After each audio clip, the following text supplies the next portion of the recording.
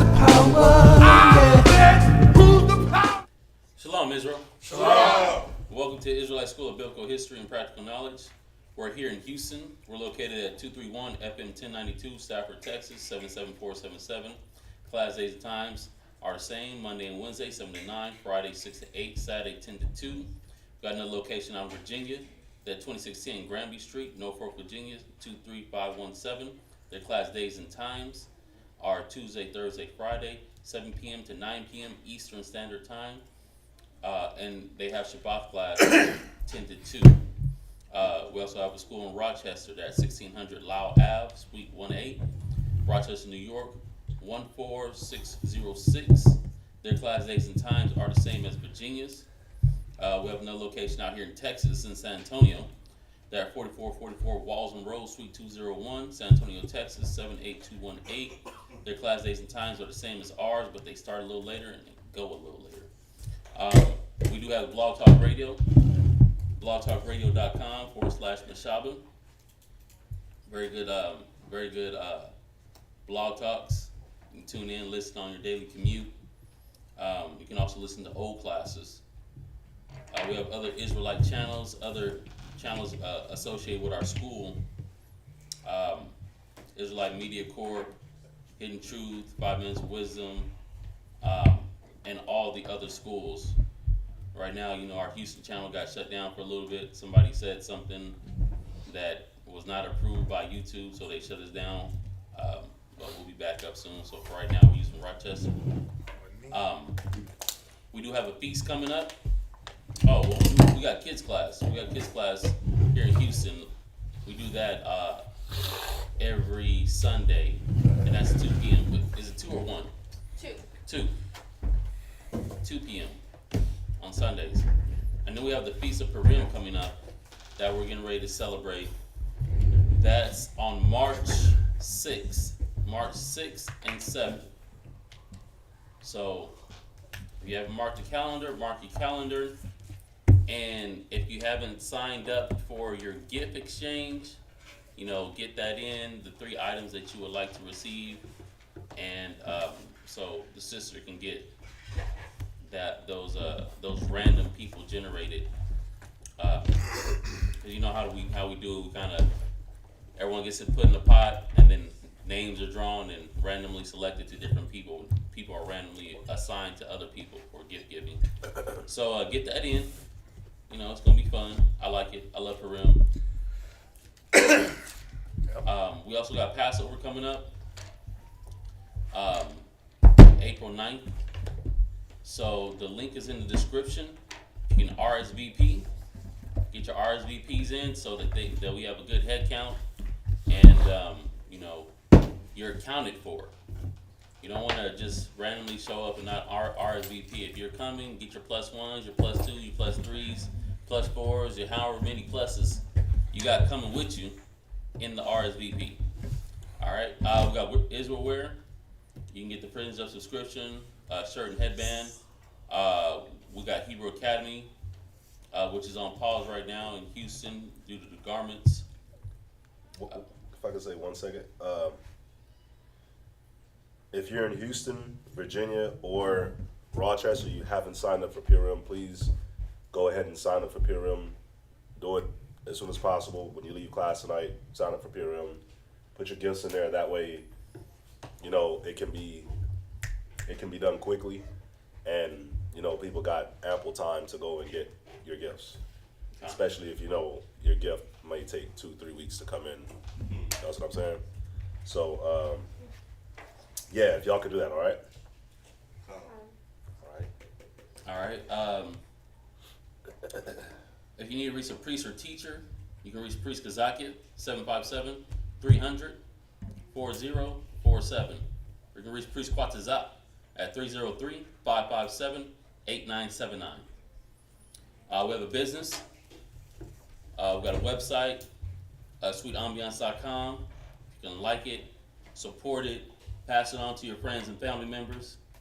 Get you some good all natural smell goods, your cologne, perfume, fragrances, and your your men fragrances and your women fragrances. So check us out, scootambulance.com. We do have the Chosen Creation. Chosen Creation is very, very, very Tawab. I got to see it firsthand during the summit. They do custom woodwork and they're doing custom metal work. So like if you got a chain, necklace, or you want a plaque made, whatever you want on it, they can do it. So hit them up, check out the Chosen Creation. Very good work, very quality work. If you want to drop any donations, you can put that in the Wells Fargo account, or Cash App, or Zelle, or Google Wallet, whichever you prefer. And that's it for the announcements. Okay. All right, so shalom, y'all.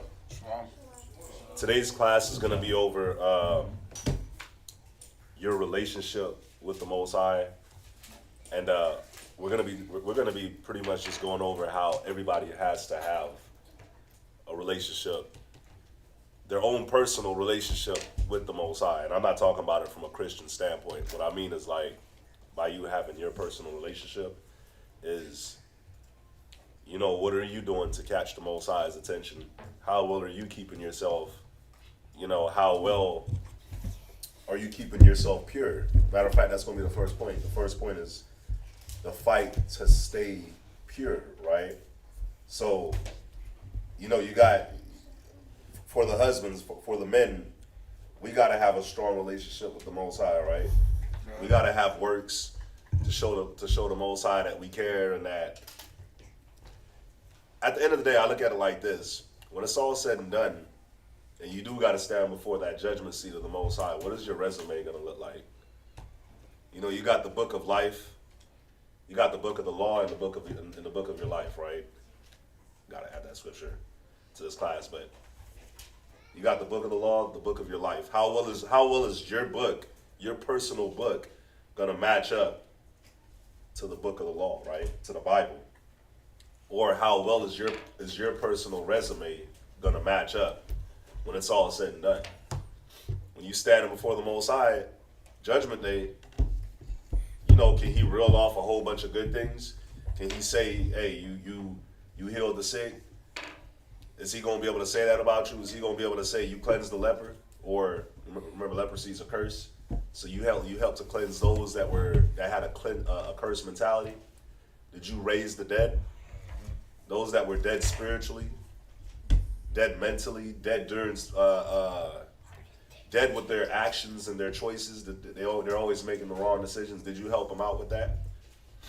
Did you feed the sick? Did you help the poor? Did you help the widow? Like, all these different things. What's your resume gonna look like? How well did you sacrifice for your brother? How well did you sacrifice for your sister? How well did you stay humble?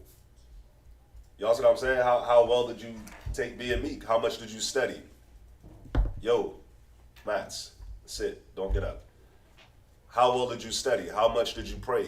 How consistent were you with everything that you needed to do for him, right?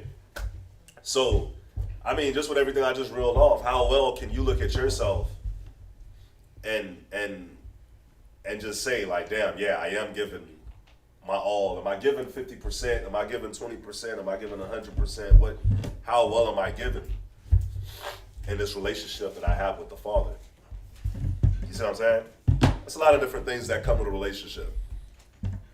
It's a lot of different things. There's different relationships. There's relationships with friends, relationships with a spouse, a relationship with a kid, with your child, right? Relationship with people you work with.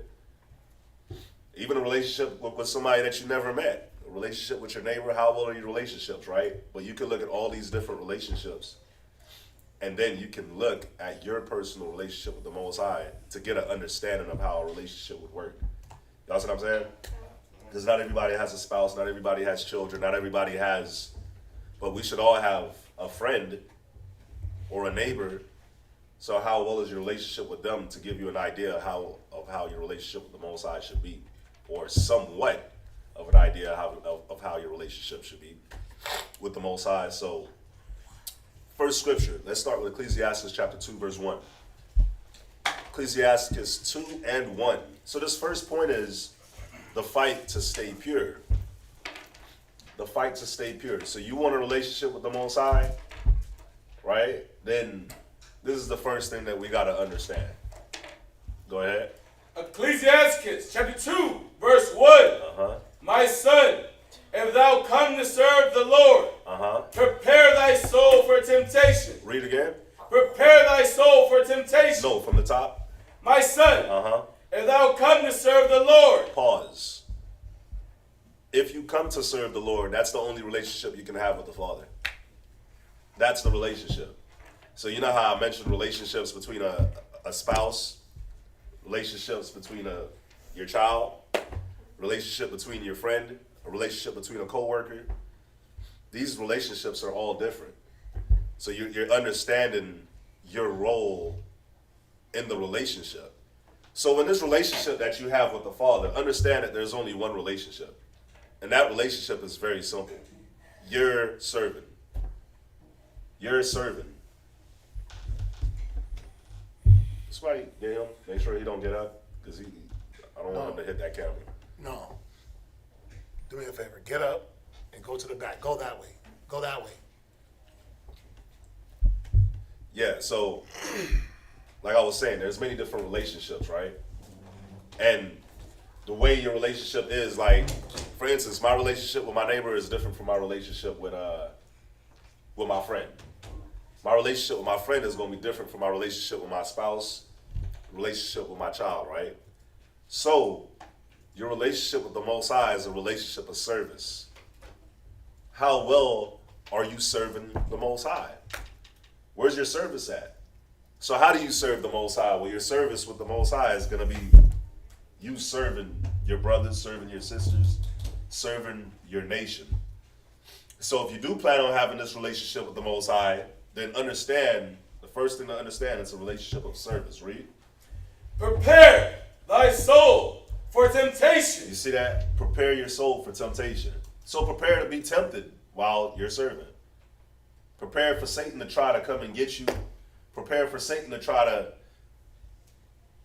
let's do it like this now. Let's look at a relationship between a spouse, right? What is a husband gonna have to watch out for in his relationship when it comes to his wife?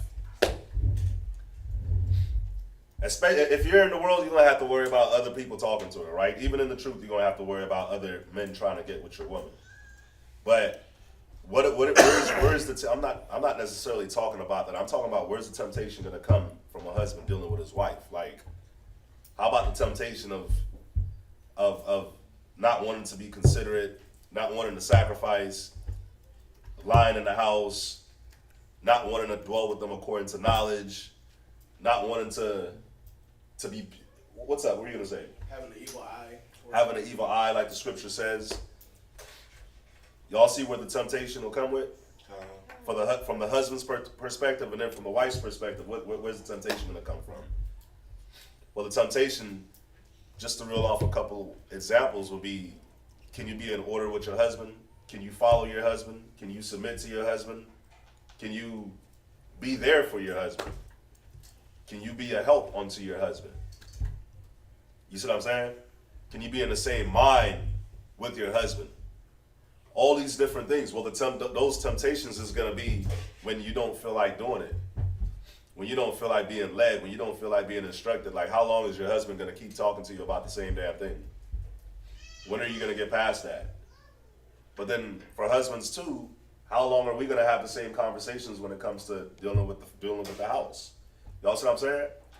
So the temptation is going to come from these different areas. Just using examples of dealing with a house, right? So what temptations you think is going to come when you decide that you're going to follow the Most High, try to serve the Most High, and try to build your relationship with the Most High? What temptations y'all think going to come? It's not going to be smooth and sailing. Just like what? A relationship between a husband and wife is not always smooth and sailing. Throughout the years, there's going to be a lot of ups and downs, right? Don't the relationship changes? Relationship doesn't stay the same. And I've been with mine now for 10 years, and there's definitely been ups and downs. There's definitely been trials and errors, mistakes made. there's definitely been changes, especially when you involve kids, right? So let's look at the relationship now dealing with a child. Isn't the relationship with kids a little easy when they're babies? But then when they become toddlers, it changes. But then when they go from a toddler to a child and then to a preteen, don't it change? And then from a preteen to a teenager, don't it become like, oh crap? The whole thing changes, right? No. So there's a whole bunch of different ways that Satan is trying to come and disrupt the relationship. So it's the same thing with the Most High. Guess what? Your relationship with the Most High is going to change throughout the years that you've been in the truth. You've been in the truth for a year, your relationship with the Most High is going to be a certain type of way. 3 years, I ain't going to lie to y'all. When it hits 3 years, the Most High is definitely, he's holding you accountable year one. But 3 years, 3 years in, he's definitely looking at you like, okay, I'm expecting some type of change. I'm expecting something. I'm expecting some type of Fruit. fruit. And I'm just speaking from my personal years being in the truth. Year 3 different. Year 5, 6, definitely got to get it. It's supposed to be like a locked in mind. Truthfully, the mind is supposed to be locked in year 2, year 3. You know? But for me, it was different. For me, it was different, being stubborn, being rebellious and all that. But I can look at myself, and maybe y'all can look at yourself and say, man, my relationship has changed with the Most High from year 1 all the way up until where I'm at right now. And it's going to continue to change. You know why? Because the Most High is going to demand more from you. He's going to demand more from you. So you got to prepare your soul for the things that's going to come, that's going to try to block you from where the Most High can't even demand more from you. He wants to demand more from you, but it's like, I can't even ask you. I can't even put you in that position because you haven't showed yourself to be reliable or dependable. So naturally, I'm not going to ask more from a person that's not dependable or reliable. I'm going to go to somebody that's going to get the job done. Can I add something? Go ahead. It's like if he wants to have a deeper relationship, just like in any relationship, because that's what we're going over, your relationship with the Most High. Like any relationship, there's levels to intimacies. There's level to trust. So, okay, how much I can trust you to go pick you up, take you out on a date, have a little good time when we go out. I can trust that. I can trust I'm gonna have a good time and you're not gonna embarrass me in public. Okay, and then it's like, okay, can I trust you to bring you around my family now? Okay, I can trust you to bring you around my family. Okay, I can trust you to live with me. Okay, I can trust you to manage and take care of the household affairs. I can trust you to look after me when I'm sick. Like these different levels of trust, and I can trust you with the money. You know, all these different levels of trust, but then you gotta be proved in order to get that trust. Yep. Just like the scripture say, prove a friend. Well, every level the Most High is trying to prove us. He's like, yeah, I want to do more. I want us to have a closer walk. I want you to be closer to me. But you got to prove yourself worthy to get that close. And it comes with excuse me. It comes with trying to keep yourself pure. It's like it's the fight to keep yourself pure. The fight to keep yourself on the straight and narrow. That's all I want to say on that. Can I ask y'all a question for those in class and those online? What are some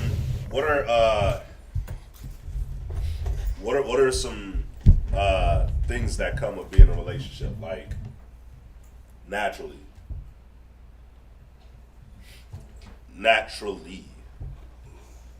Like I'll give y'all an example. Like there's gonna have to be, he named it. There's gonna have to be trust. There's gonna have to be love.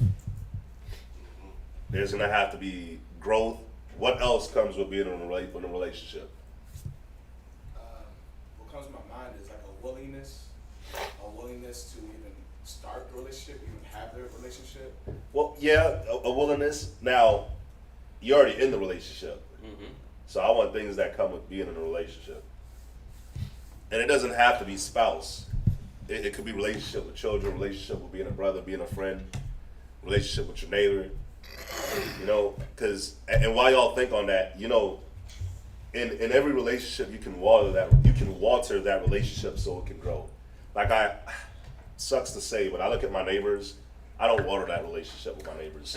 I don't either. I don't water that. That's not a relationship. Like, they're there. I actually know their names now, but it's not something that. Your neighbors are better than mine. I got one good neighbor. The thing is that my relationship with my neighbors it takes two to tangle, right? Mm-hmm. So if they don't want to be cool with me, then I'm not gonna try to be cool with you.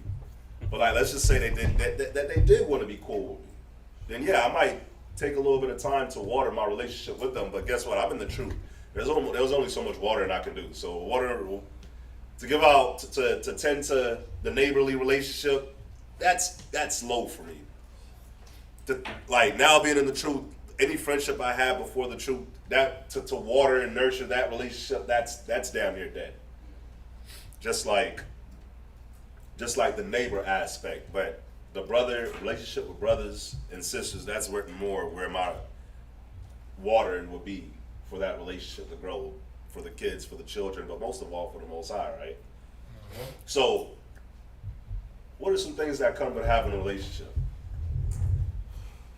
Abishai. Respect is definitely one. So guess what? The children gotta respect the parents. The wife gotta respect the husband. The husband gotta respect the wife. But guess what? That means that you're gonna have to do what? Respect the Most High. It trickles down. So I'll run through a whole list. What's up? Charity. Doing charitable works to one another. How about forgiveness? How about compassion? Because guess what? The Most High has that for us. He forgives us. He has compassion towards us. So, and He's hospitable with us. And guess what? If you're going to forgive a person or have compassion on a person, then that person got to know how to receive forgiveness and receive compassion too. You see what I'm saying? Or receive hospitality. So for us, the Most High, He forgives us. He has compassion on us all the time. What are you doing to show that, hey, the water for your forgiveness, the water for your compassion, the water for even doing this for me? Can I ask a question? Just on what you're asking, but I'm going to ask another way. What's the biggest relationship destroyer? Doesn't matter what relationship it is. What's the biggest thing that destroys a relationship? Sorry. What? Would it be not trusting? No, that's there, but there's something that's bigger. Because you can mistrust based off of this other thing, but you can mistrust a person wrong for the wrong reasons. So think about it. Before you go to a carnal relationship, let's deal with the Most High.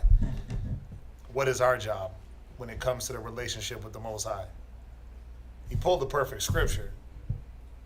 What?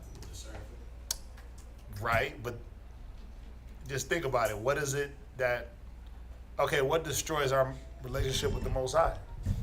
What? Selfishness. Yeah. What else? What do we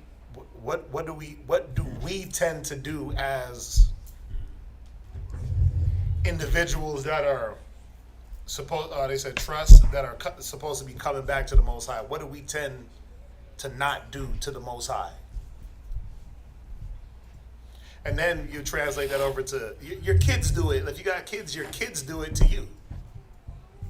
If you got, put it like this, anybody that's been in a relationship where there was a hierarchy or a subordinate type of teacher, student, husband, wife, officer, soldier, what does the lower person on the totem pole what do children tend to do with their mom What does mom tend to do with husband? What do we tend to do with Yahweh Shai and the Most High? What? Disrespect them. No. What? I'll miss your respect. No. What? Usurping. No. It leads to that. It leads to that. It leads to that. I'm gonna tell y'all. You misunderstand their purpose. We misunderstand. Remember, he said, "Get wisdom. With all thy wisdom, get understanding." What does a child? Why does a child? When you say, "Hey, no, you can't go. You can't stay up late." No, son, you can't stay up late, right? You got to go to bed at 8:00. He wants to stay up late, but what is he misunderstanding? The children is thinking what? Like, why? He's asking why, but he's thinking that you're trying to restrain him from something good. When you know, when I got to wake you up at 6:00 and you're groggy and tired and crying and I don't want to wake up, they forget about that part. But I understand I'm doing it for your best benefit. They understand it as you're trying to keep the fun away, right? So when now the husband comes along, let's just take it up the totem pole like I like to do these days. So husband and wife, right? Husband might see certain things and say, "No, we ain't doing that. We ain't doing that." Wife is like, "Why the hell we ain't doing that?" He's like, "Well, right now that's not necessary." But see, you never want to have fun. We never go on dates. We never this. We never that. Well, right now that's not expedient.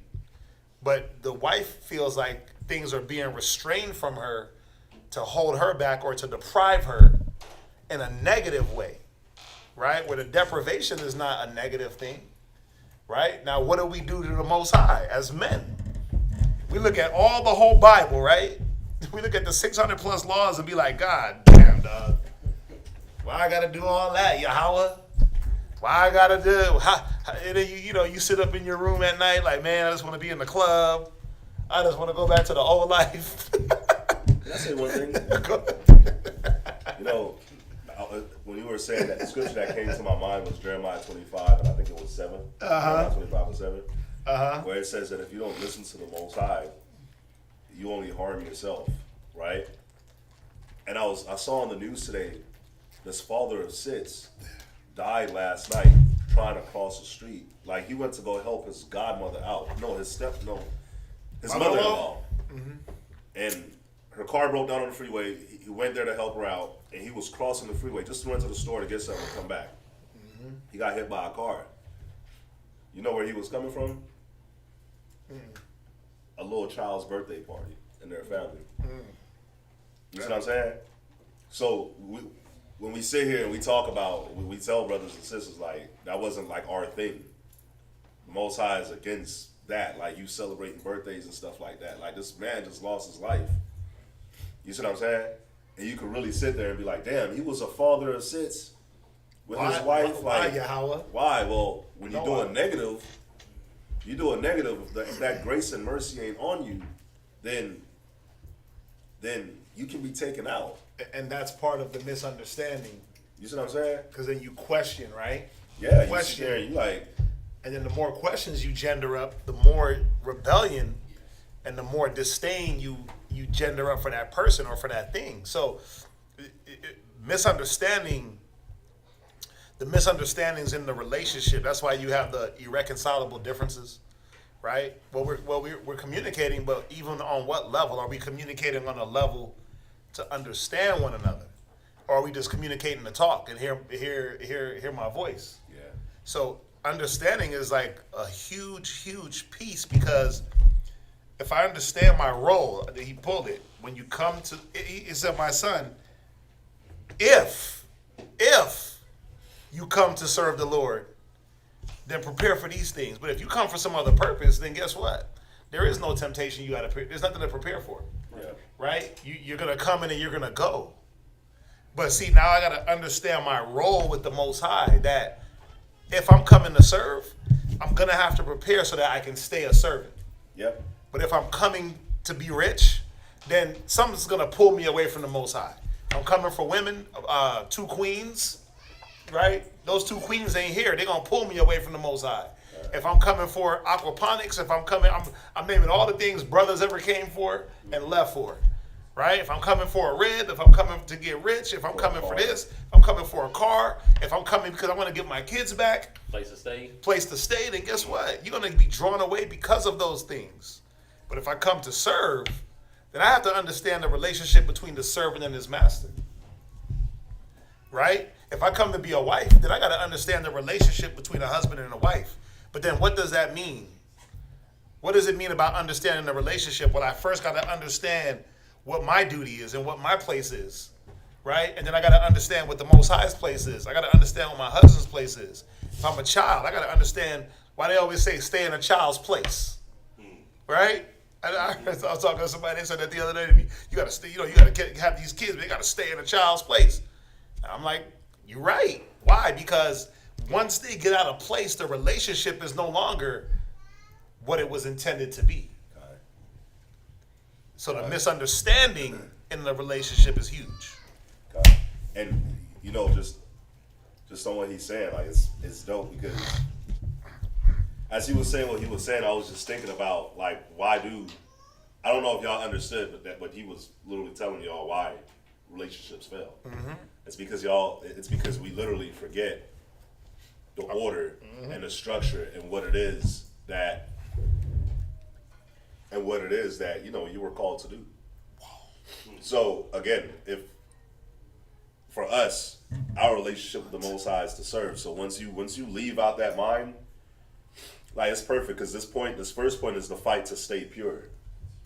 So once you leave off that mind to not stay pure with the Most High anymore, then you'll be able to see it. You'll be able to tell because you'll no longer want to serve the Most High. Everything will become a problem. You'll start making excuses as to why you don't need to be here.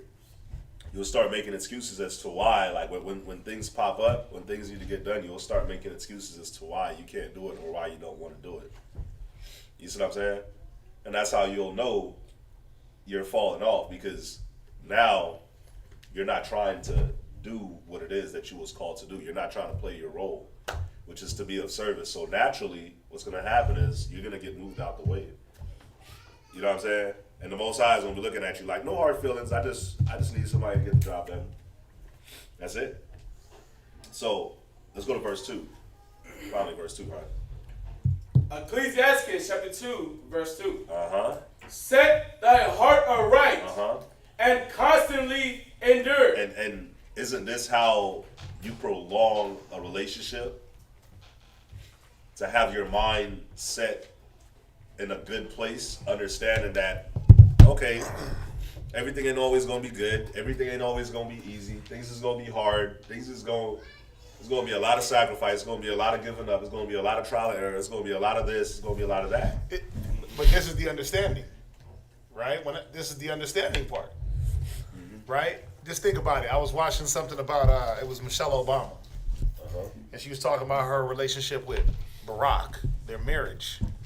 And she was like, a lot of people got the misconception that marriage is 50-50. She was like, no. Sometimes it's 30-70. Sometimes it's 20-80. Sometimes it's 90-10. Just depends on what you're dealing with, but it's never 50-50. It's never 50-50 because then it wouldn't be a marriage. Because those trials, those tribulations, just the structure alone doesn't make it 50-50. Just the way marriage is structured. Right? I mean, think about it. Do children have a 50-50 relationship with their parents? How many bills your kids pay? So it automatically ain't equal. Right? But then now when we add in the other little nuances and the misunderstandings, the miscommunications, the attitude and the feelings and the emotions and all those other things, what happens with the relationship? It fluctuates. But see, the understanding is what? That even though the relationship fluctuates, like our carnal relationship, and at one time a husband might be required to do more, right? And then at another time the wife might be required to do more. That's the fluctuation. It's not that the roles change, it's that I might have to give more because of the circumstance. Yeah. Right? If husband goes down and he's sick, then what does wife got to do? Well, let's think about Tobit.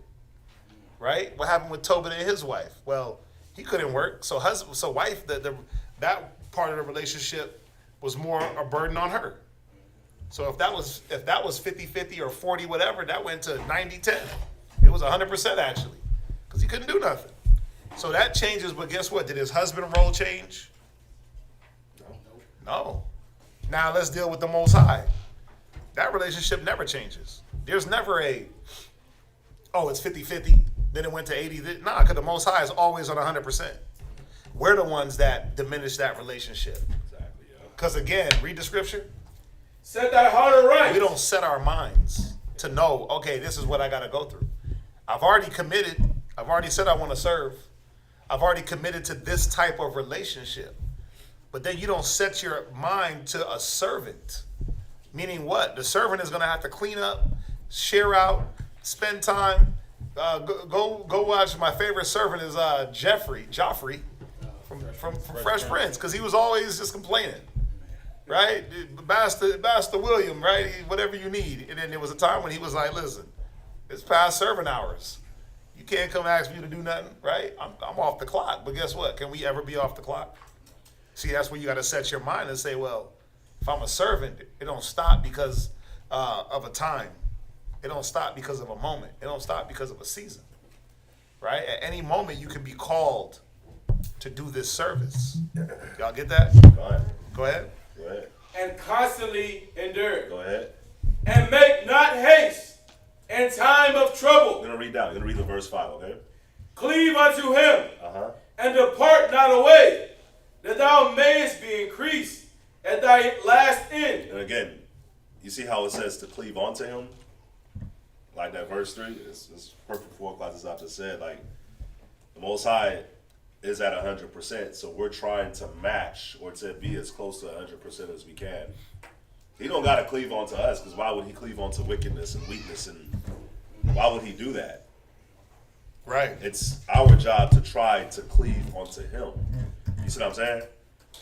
So when it comes to this relationship that we have with the Most High, my question is very simple. How well are you cleaving onto him? How well do you set your mind aright? How well do you endure? How well do you make haste in the troubled times? You know, when you read down on this works for every relationship. If you wanted to survive and you wanted to nurture, you know, read down.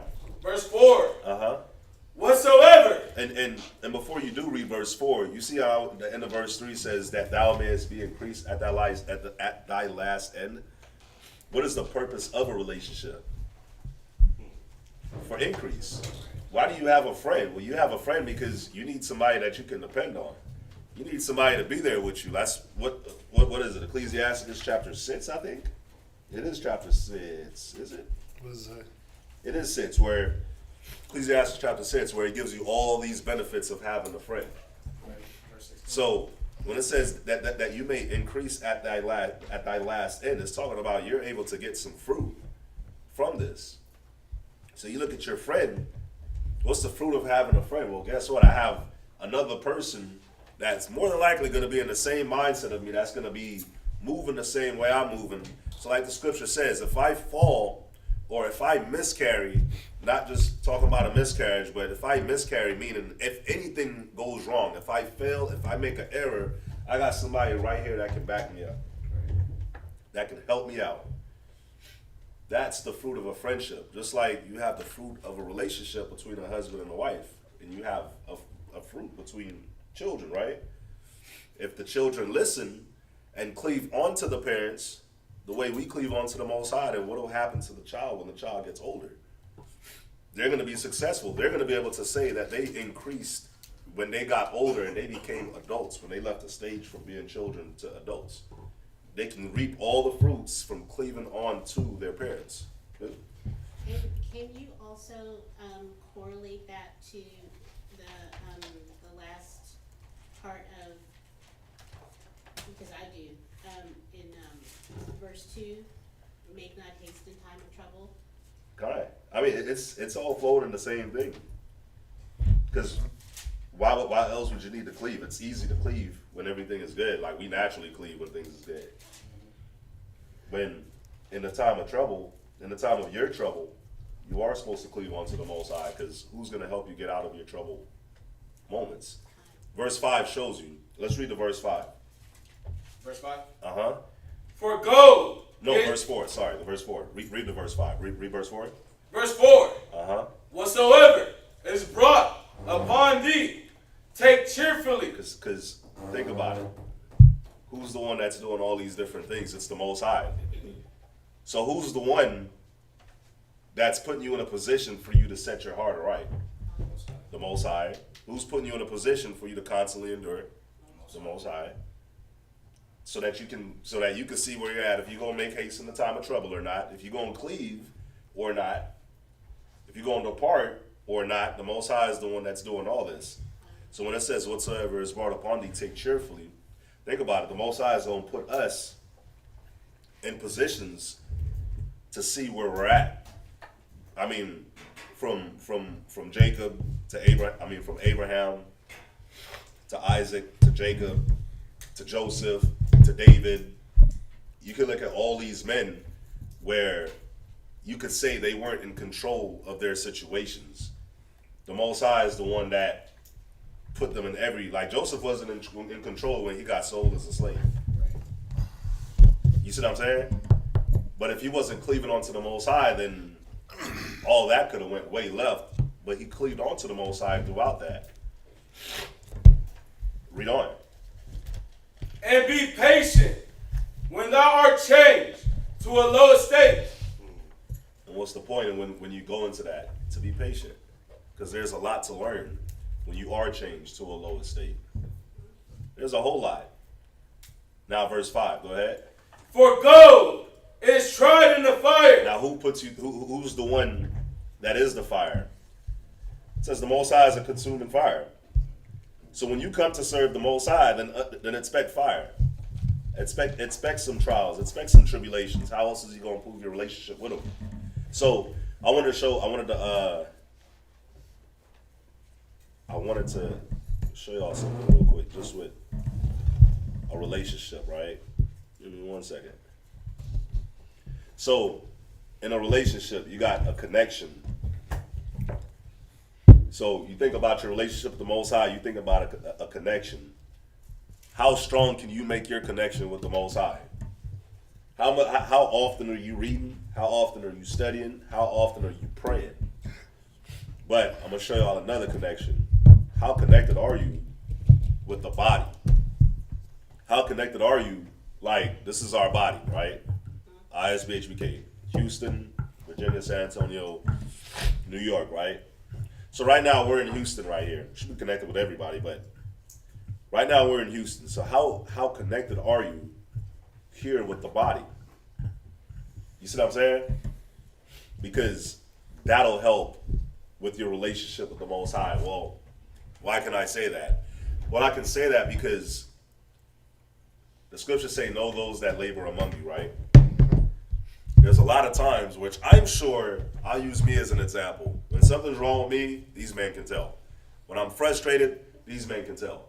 When something's just going on in general, they can foresee things. Because we're connected in the purpose of what it is that we're trying to do. Y'all see what I'm saying? When things ain't right, like, they may get a hit, like, man, why is he like that? Why? Because the connection, you can start to see the connection not being as strong as it usually is. Just like with your connection at home with your spouse. If he's moving a certain type of way in the house or she's moving a certain type of way in the house, ain't you like, something's wrong with him? Something's wrong with her. You're like, hey, what's on your mind? Nothing. And that usually happens. Because the cold part is our connection with the Most High is the same way, where you could be in the truth. You'll ask a brother or you'll ask a sister, what's going on? How are you doing? Shalom, how are you? And they'll have a whole bunch of negativity on their mind, a whole bunch of stuff that they're dealing with, but they will not spew it out. So then when the situation brings forth what's really going on with them, a lot of the times it's too late. A lot of times it's already too damn late. Like, once the situation happens and then the fireworks happen and the blow up happen, it's too late. Because Satan had already infiltrated and your connection was wavering. You can kind of tell something was wrong, but the person won't speak up on what's wrong with them. So what happens? you lose that connection. You lose that relationship. Now check this out. This is how cold the Most High is. Because if he's the fire and we're the gold, right? And he knows that we got imperfections. He doesn't have to sit there and ask you what's wrong to know there's something wrong. He put you through the trial to show you that there's something wrong. See, the misunderstanding is that, the issue is that we misunderstand our trials also. Like, why am I going through this? Well, you know why you're going through it. Or if you don't know, you should ask. But see, the relationship with the Most High never changes. He constantly does what? Takes that gold, dips it in the fire. But see, the problem is this. Like what was it in Jeremiah where he said, can the clay tell the potter what he wants to be? Yeah, that's such a fire scripture. Yeah, but think about it. Can the gold be like, nah, don't dip me? Can the dirty ass gold say, no, don't put me through the trial to get me better? That's not the relationship between gold and the furnace. The relationship between the furnace and gold is that I have to put you in there for you to be actually gold. But if the gold is rejecting the furnace, then what happens? The relationship is severed. If the Most High is the furnace and we're the gold, we again, by our misunderstanding, which leads into, they said some other things, rebellion, right? Because when you misunderstand, you tend to rebel against what you don't know, right? You'll disrespect what you don't know. You'll talk bad about what you don't know. All these things start to come. You'll reject what you don't know. You see that? And then the relationship is no longer what it was intended to be. A relationship that was looking out for our best interests. Now it becomes this, I gotta wail on you to get you back just even to the point of cleaving onto me. It's wild. Think about it. It's like you rebel, the Most High whoops you for you to go back to him, but then you rebel more. But then he whoops you more for you to now finally cleave just a little bit. I'm gonna grab on just a small tad. But I still got rebellion in me and all these things, right? And I'm working on these things, but he's whooping me. But I'm rebelling, but I'm trying. But if we understood from the jump, okay, again, servant, ministry, brotherhood, sisterhood, giving ourselves, dedication, right? Well, look at Jonah. When he said, go over here to Nineveh, and he didn't go, what happened? Well, see, Jonah misunderstood the relationship between him and the Most High, that he didn't have a say-so, right? He was the servant being sent. Go clean that up. And he's like, no, I ain't doing that. Okay, well, I'm going to send you somewhere else because you can't escape. Yeah. He misunderstood the relationship, right? Like many other, look at Moses when he hit the rock and didn't talk to it. He misunderstood the relationship between him and the Most High, that you do what I say and this will follow. You don't do, this is going to follow. Every man had to feel that. Every man in the scriptures had to feel it and understand it. And we see it every time we read about the men and the women in the Bible. We see the relationship between them and the Most High. Yeah. How that if you do the wrong thing, the relationship turns into this. But if you do the right thing, the relationship is another thing. And then we've seen the same thing we've seen both of those instances with one man, right? Look at David. Look at Moses, right? Look at all these great men where they've displayed the relationship on both sides. But the gold can't tell the furnace, la. I don't want to go through that. No, you'd have to understand that you're the gold. The Most High knows the impurities. He's working on those without having to ask you. He don't got to do what we got to do. Hey, what's going on? And let you cap and be like nothing. He already knows what's happening. That's why he puts you through what he puts you through. That furnace is already built and set. The gauntlet there's a furnace within a furnace where you got to sit before men and get asked questions, and you can lie, you can cheat, you can steal, right, with men, but you can't do that with God. Y'all see that? So there's another furnace set once you pass us. All right. Go ahead. All right. Let's go to 1 John 2 and 1. 1 John chapter 2, verse 1. I'm going to read verse 1 and verse 2.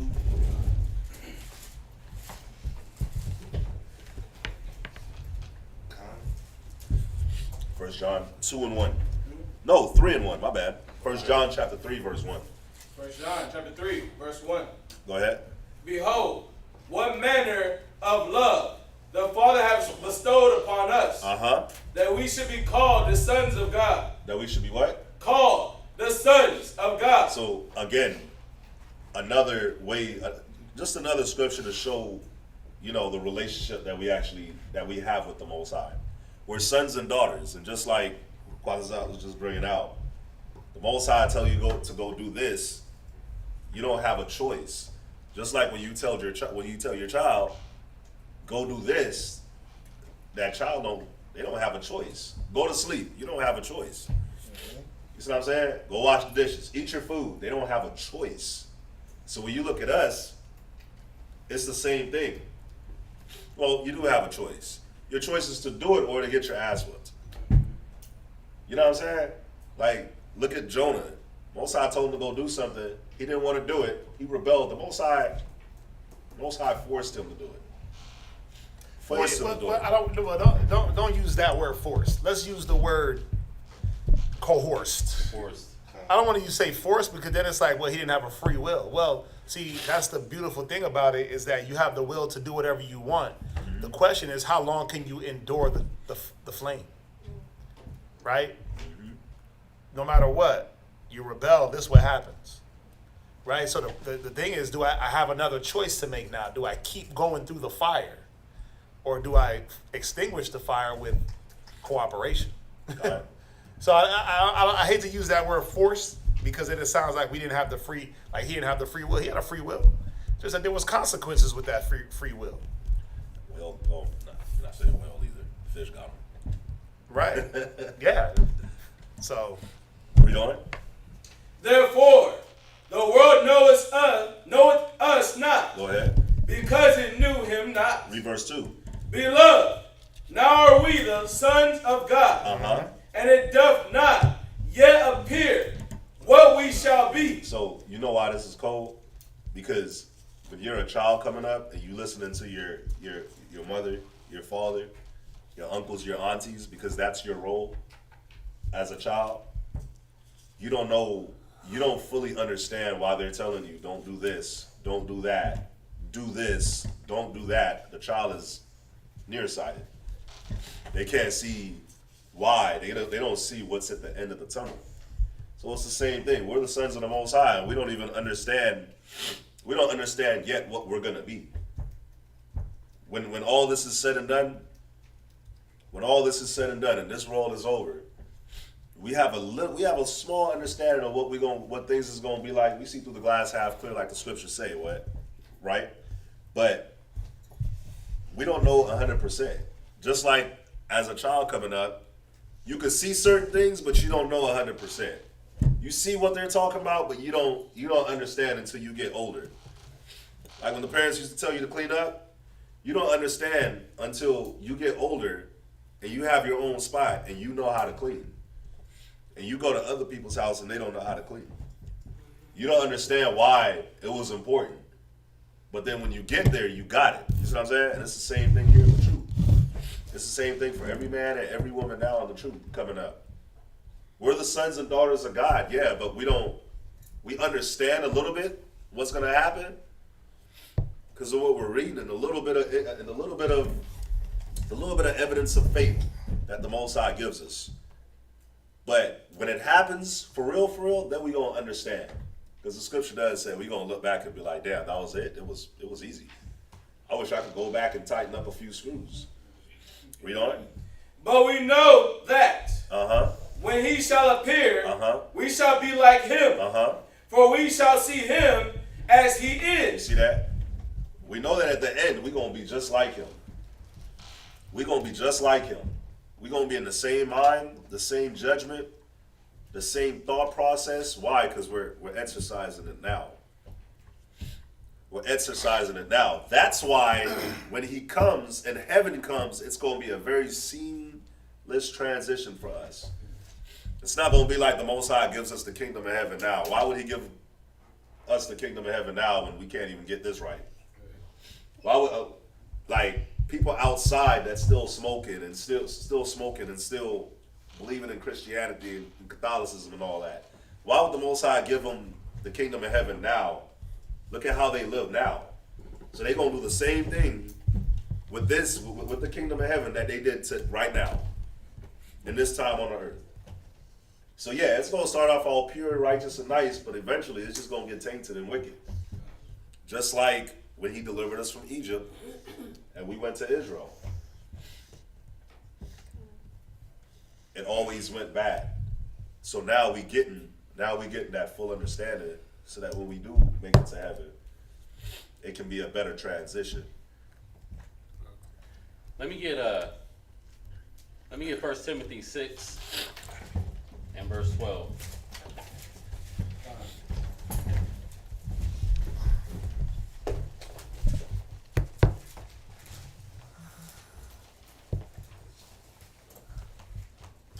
Can I just say one thing on the last scripture? Because he says something about a child, and I've been sitting around looking at Manashah. He's 2, and just going back to the scriptures where the Most High, he said, you got to come like a child, right?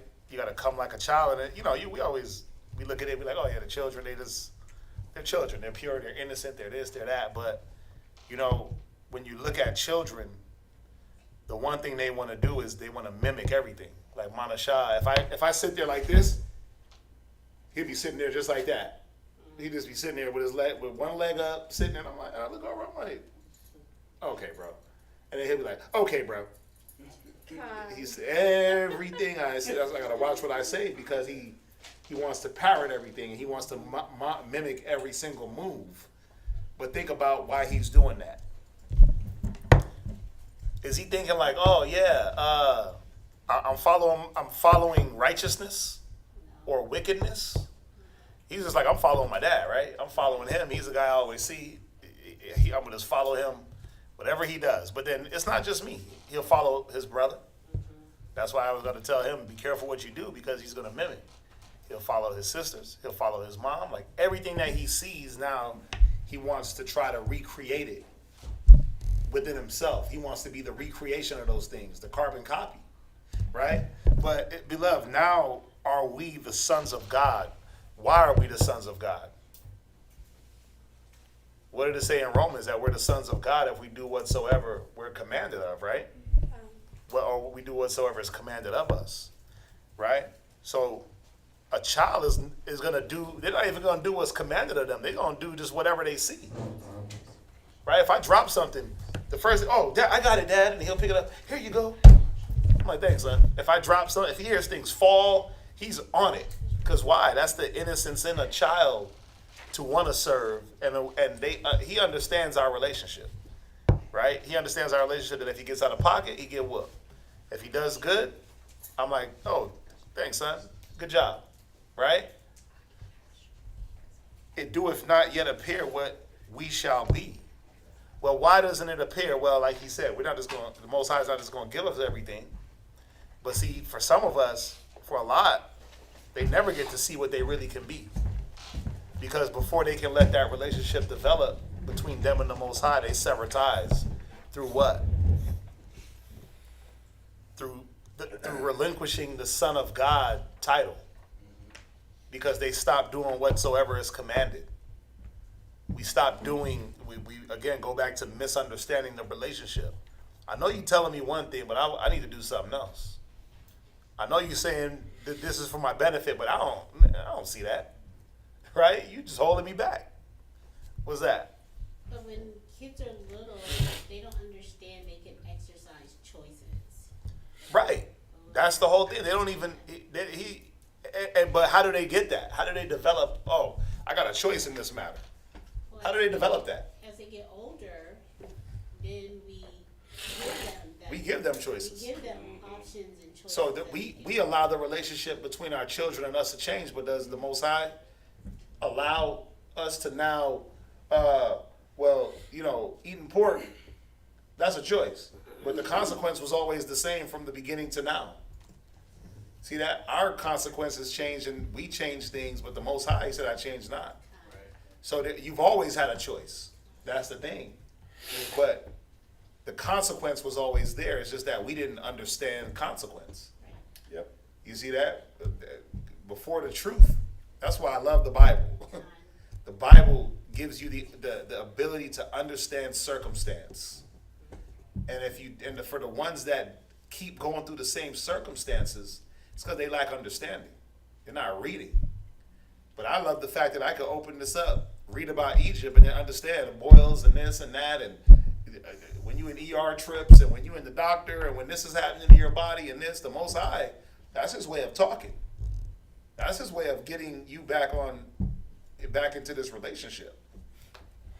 I was just gonna say too, like when we're like young children and without the knowledge and the wisdom, the Most High winked at our ignorance until we got it, until we get it, and then that's when the hammer comes down harder on us because then we know better.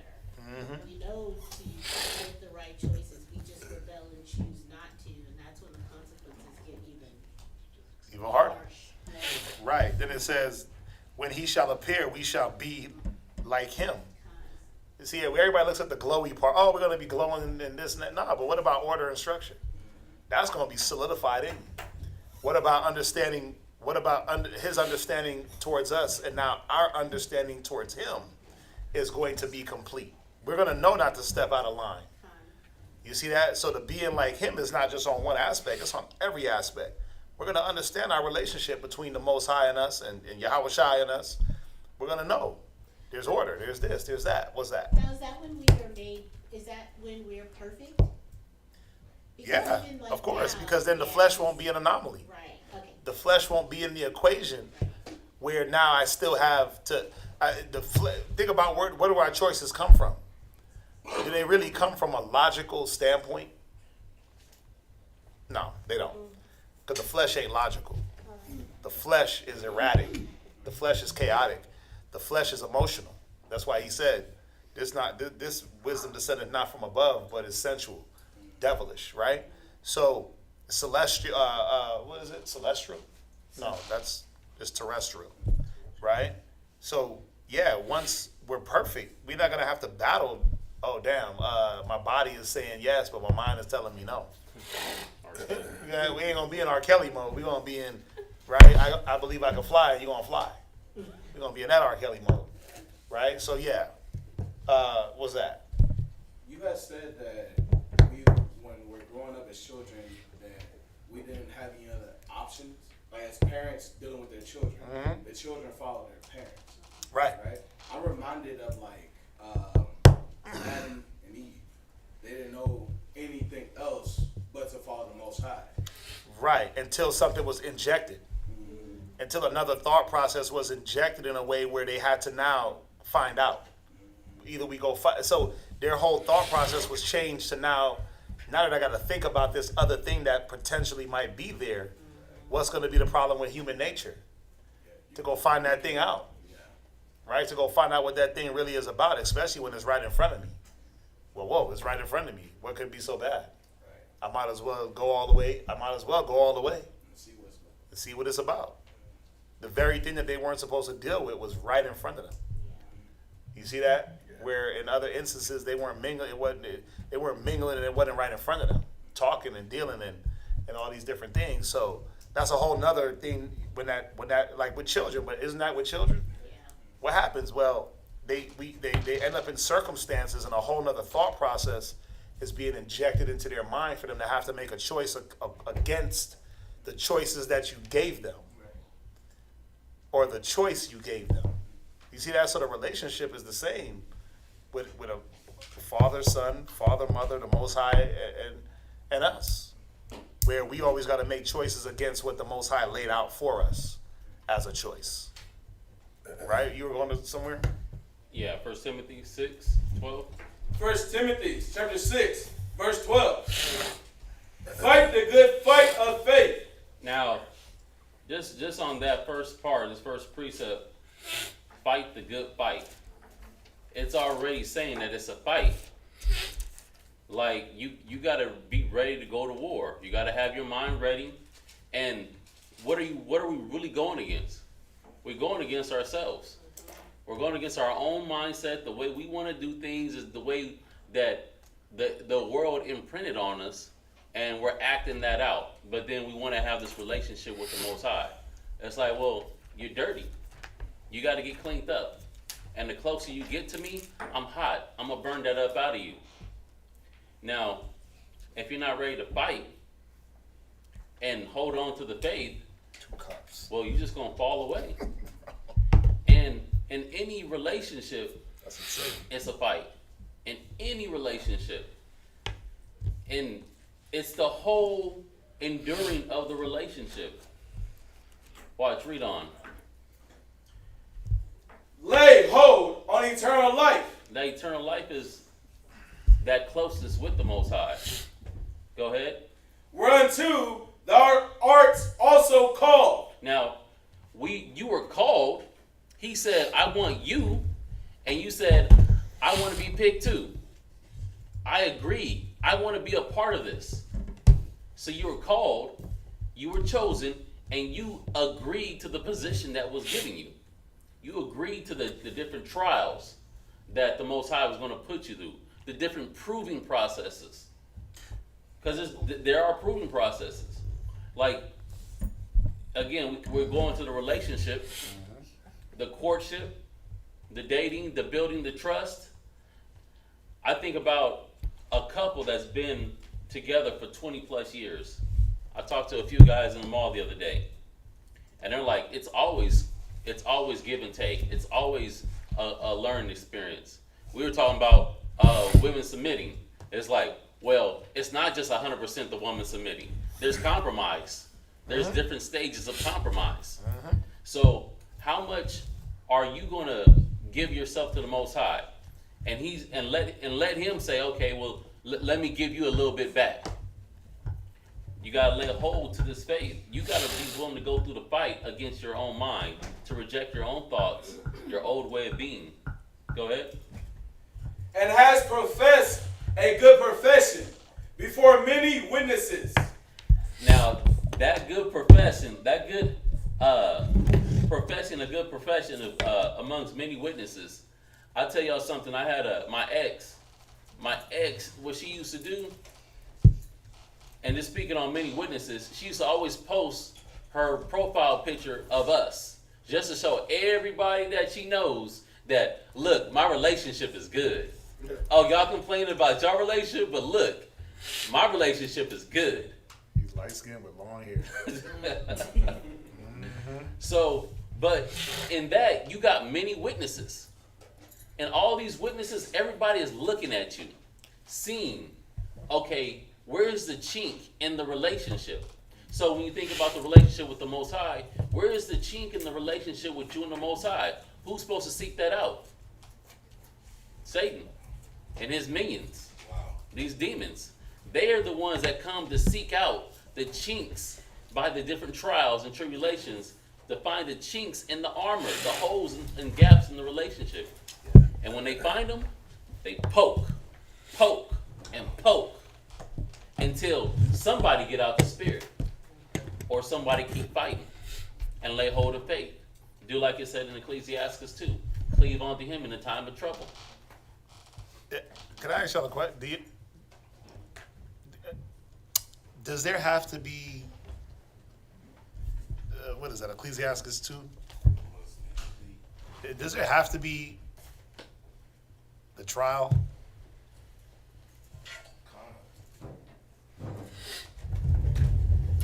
Do y'all think that y'all have to have the trial?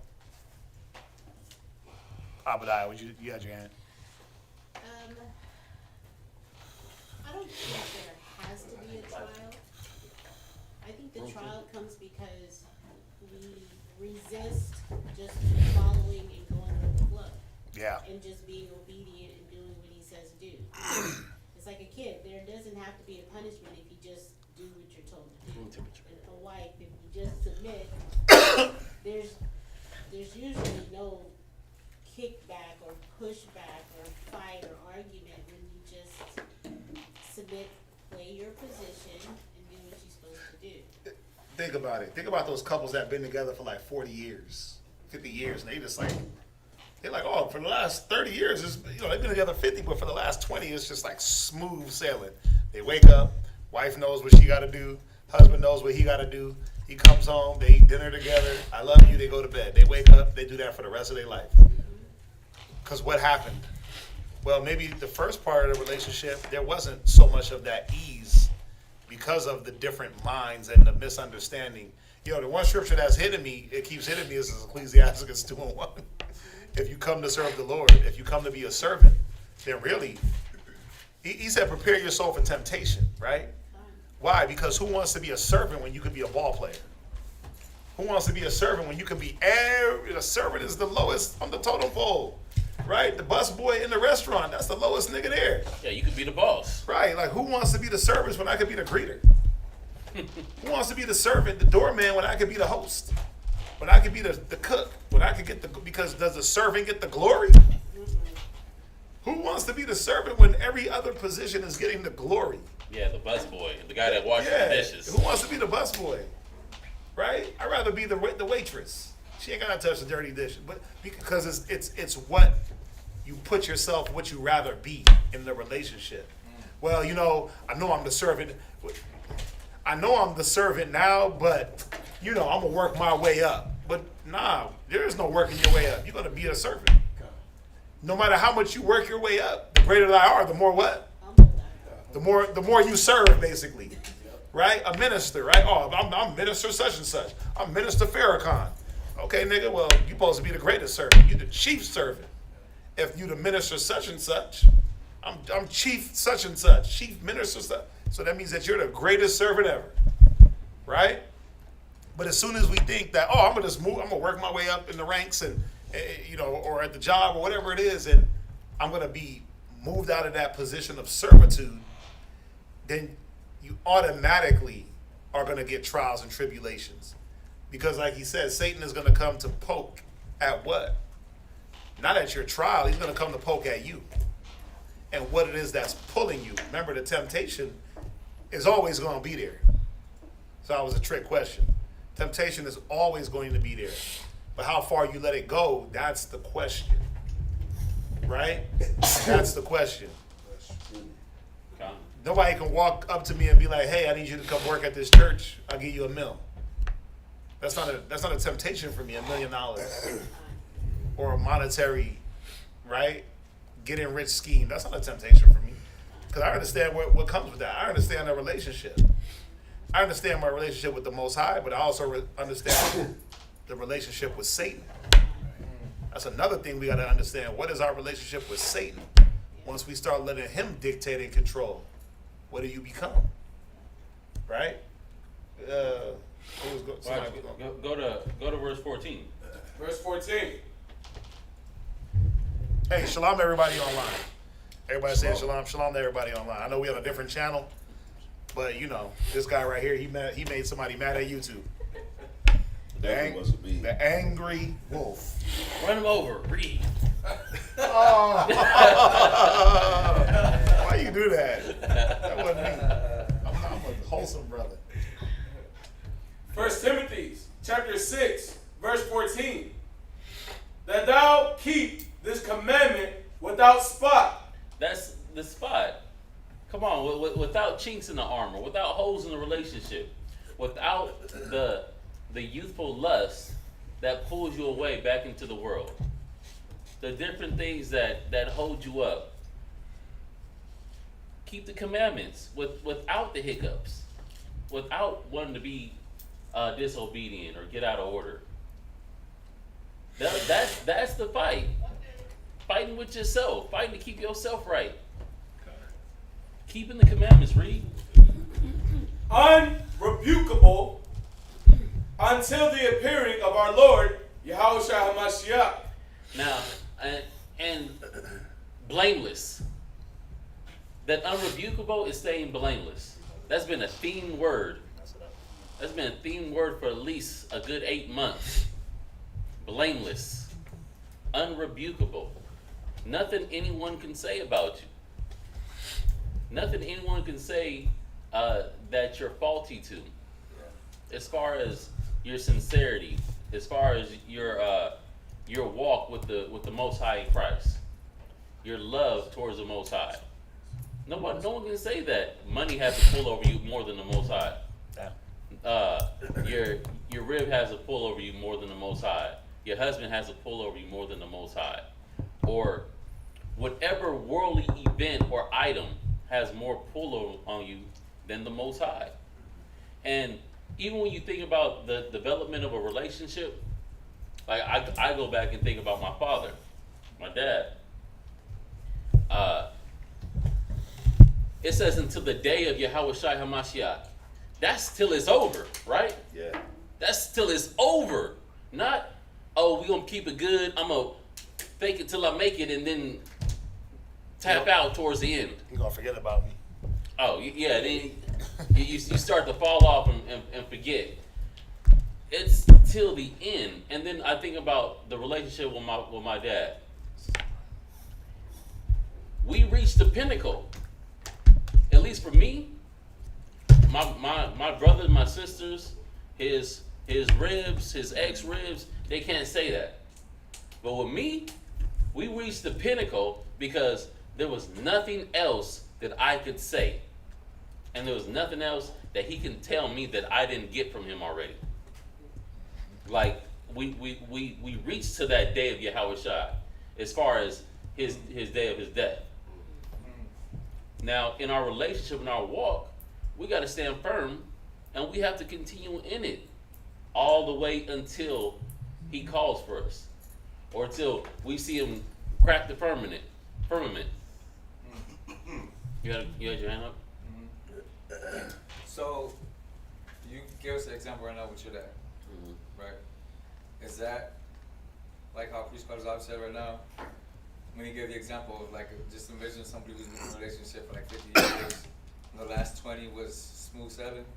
So that smooth sailing that he was talking about, was that pinnacle that you're talking about? It was, but it was also keeping it going. Because there's definitely smooth sailing. There's gaps of smooth sailing in a relationship. And you're like, oh yeah, lovey-dovey, everything is all cool, peaches and cream, you know, date night, movie night, study time, feast night, and we're loving each other. And then the husband says, I want you to do this. But it happened to be, he gave her an order in front of everyone else, and she didn't like that. He told her to do something in front of everyone, and she don't like the way people's gonna look at her because of her being submissive to him in front of everybody. And it's like, whoa, hold on, I thought we passed this. Now, if we're in this honeymoon, you know, coasting, cruising phase now, these golden years, we shouldn't be falling off. Just like, and then bringing it to the Most High, men and the Most High. Well, if we're in this book, we're studying, we're coming to class 4 days a week, we got Hebrew Academy, brothers be seeing each other for morning class, brothers work together in the malls, brothers street speak together, flyers, like we're always around each other. Now, then all of a sudden something, Quadazab gives an order, and you're like, I ain't feeling that, I'm out of here. And it's like, dang, we was in the cruising, everybody was moving and grooving, the gears was moving, and the relationship was good. Just like brothers now, like y'all brothers are good. Like the relationship and that we got is lucrative. It's flowing. You know, there's not like a lot of major hiccups. We're not like counseling the brothers about being so rebellious. We're not counseling brothers about, you know, being out of order and, you know, doing weird things at the mall or the weird things that they doing on their own personal time. We're not giving these counsels, so we're able to continue to move fluidly and deal and address other things. But like that relationship, there shouldn't be those little hiccups. You should be able to continue in the faith. You should be able to continue that pattern of good works instead of just falling off midway, halfway, or losing the zeal. Yep. Because guess what? The reason why no one should lose the zeal is because y'all are still dirty. We are still dirty. If you think you got it, then that's when you lose it. That's when Satan says, I got an opening. And that's usually when things are good. You think things are all good and we're cruising. And then Satan's like, oh, pride is building up. I'm gonna hit that pride, but I'm gonna make sure that pride is big enough so when I hit it, it's gonna actually do something. Or the lust, or the thirst, or the thirst for the money. I'm gonna make sure that's built up so when I poke at it, it does something. It says we got to keep this going to the day of Yahweh Shai. It says we got to wash these robes clean. It said to be unspotted, right? How do you be unspotted? Well, if you're unspotted, it's either, and we know we got spots. It's like, oh, got this. You look at the Bible, it's your mirror. Oh yeah, I'm not doing that good enough. Oh look, I can be more brotherly. I can be more sisterly, and that's all these different spots. I can be more husbandly. I can be all these other things, all these good attributes, and we go through in Hebrew Academy. But these are the different spots that we're washing off of ourselves. And that's the relationship. The relationship is to get a closer walk. And we got to keep doing it until the end. And that goes to your scripture. Okay, let's go to Revelations 14. Let's go to Revelations chapter 14. And we can start at verse 1. And then we'll jump to verse 4.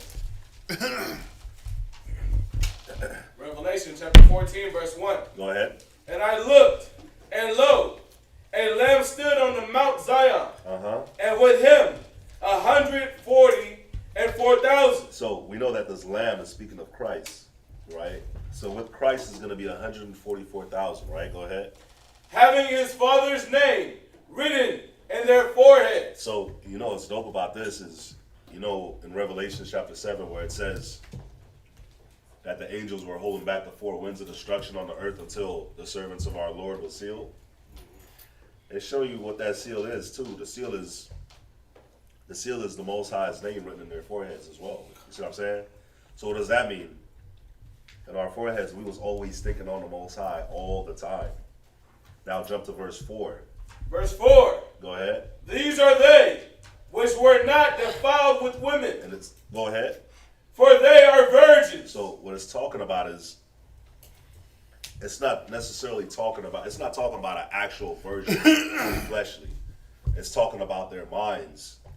Like verse 1, it says, the Most High's name was sealed in their foreheads, right? So their minds was always pure and always on the Most High. Their minds never got infiltrated. Their minds never got defiled. You see what I'm saying? I'll show y'all. Go to Job real quick. Go to Job, I think it's 31.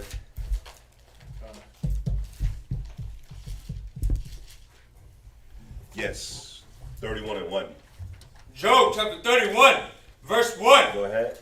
I made a covenant with mine eyes. Go ahead.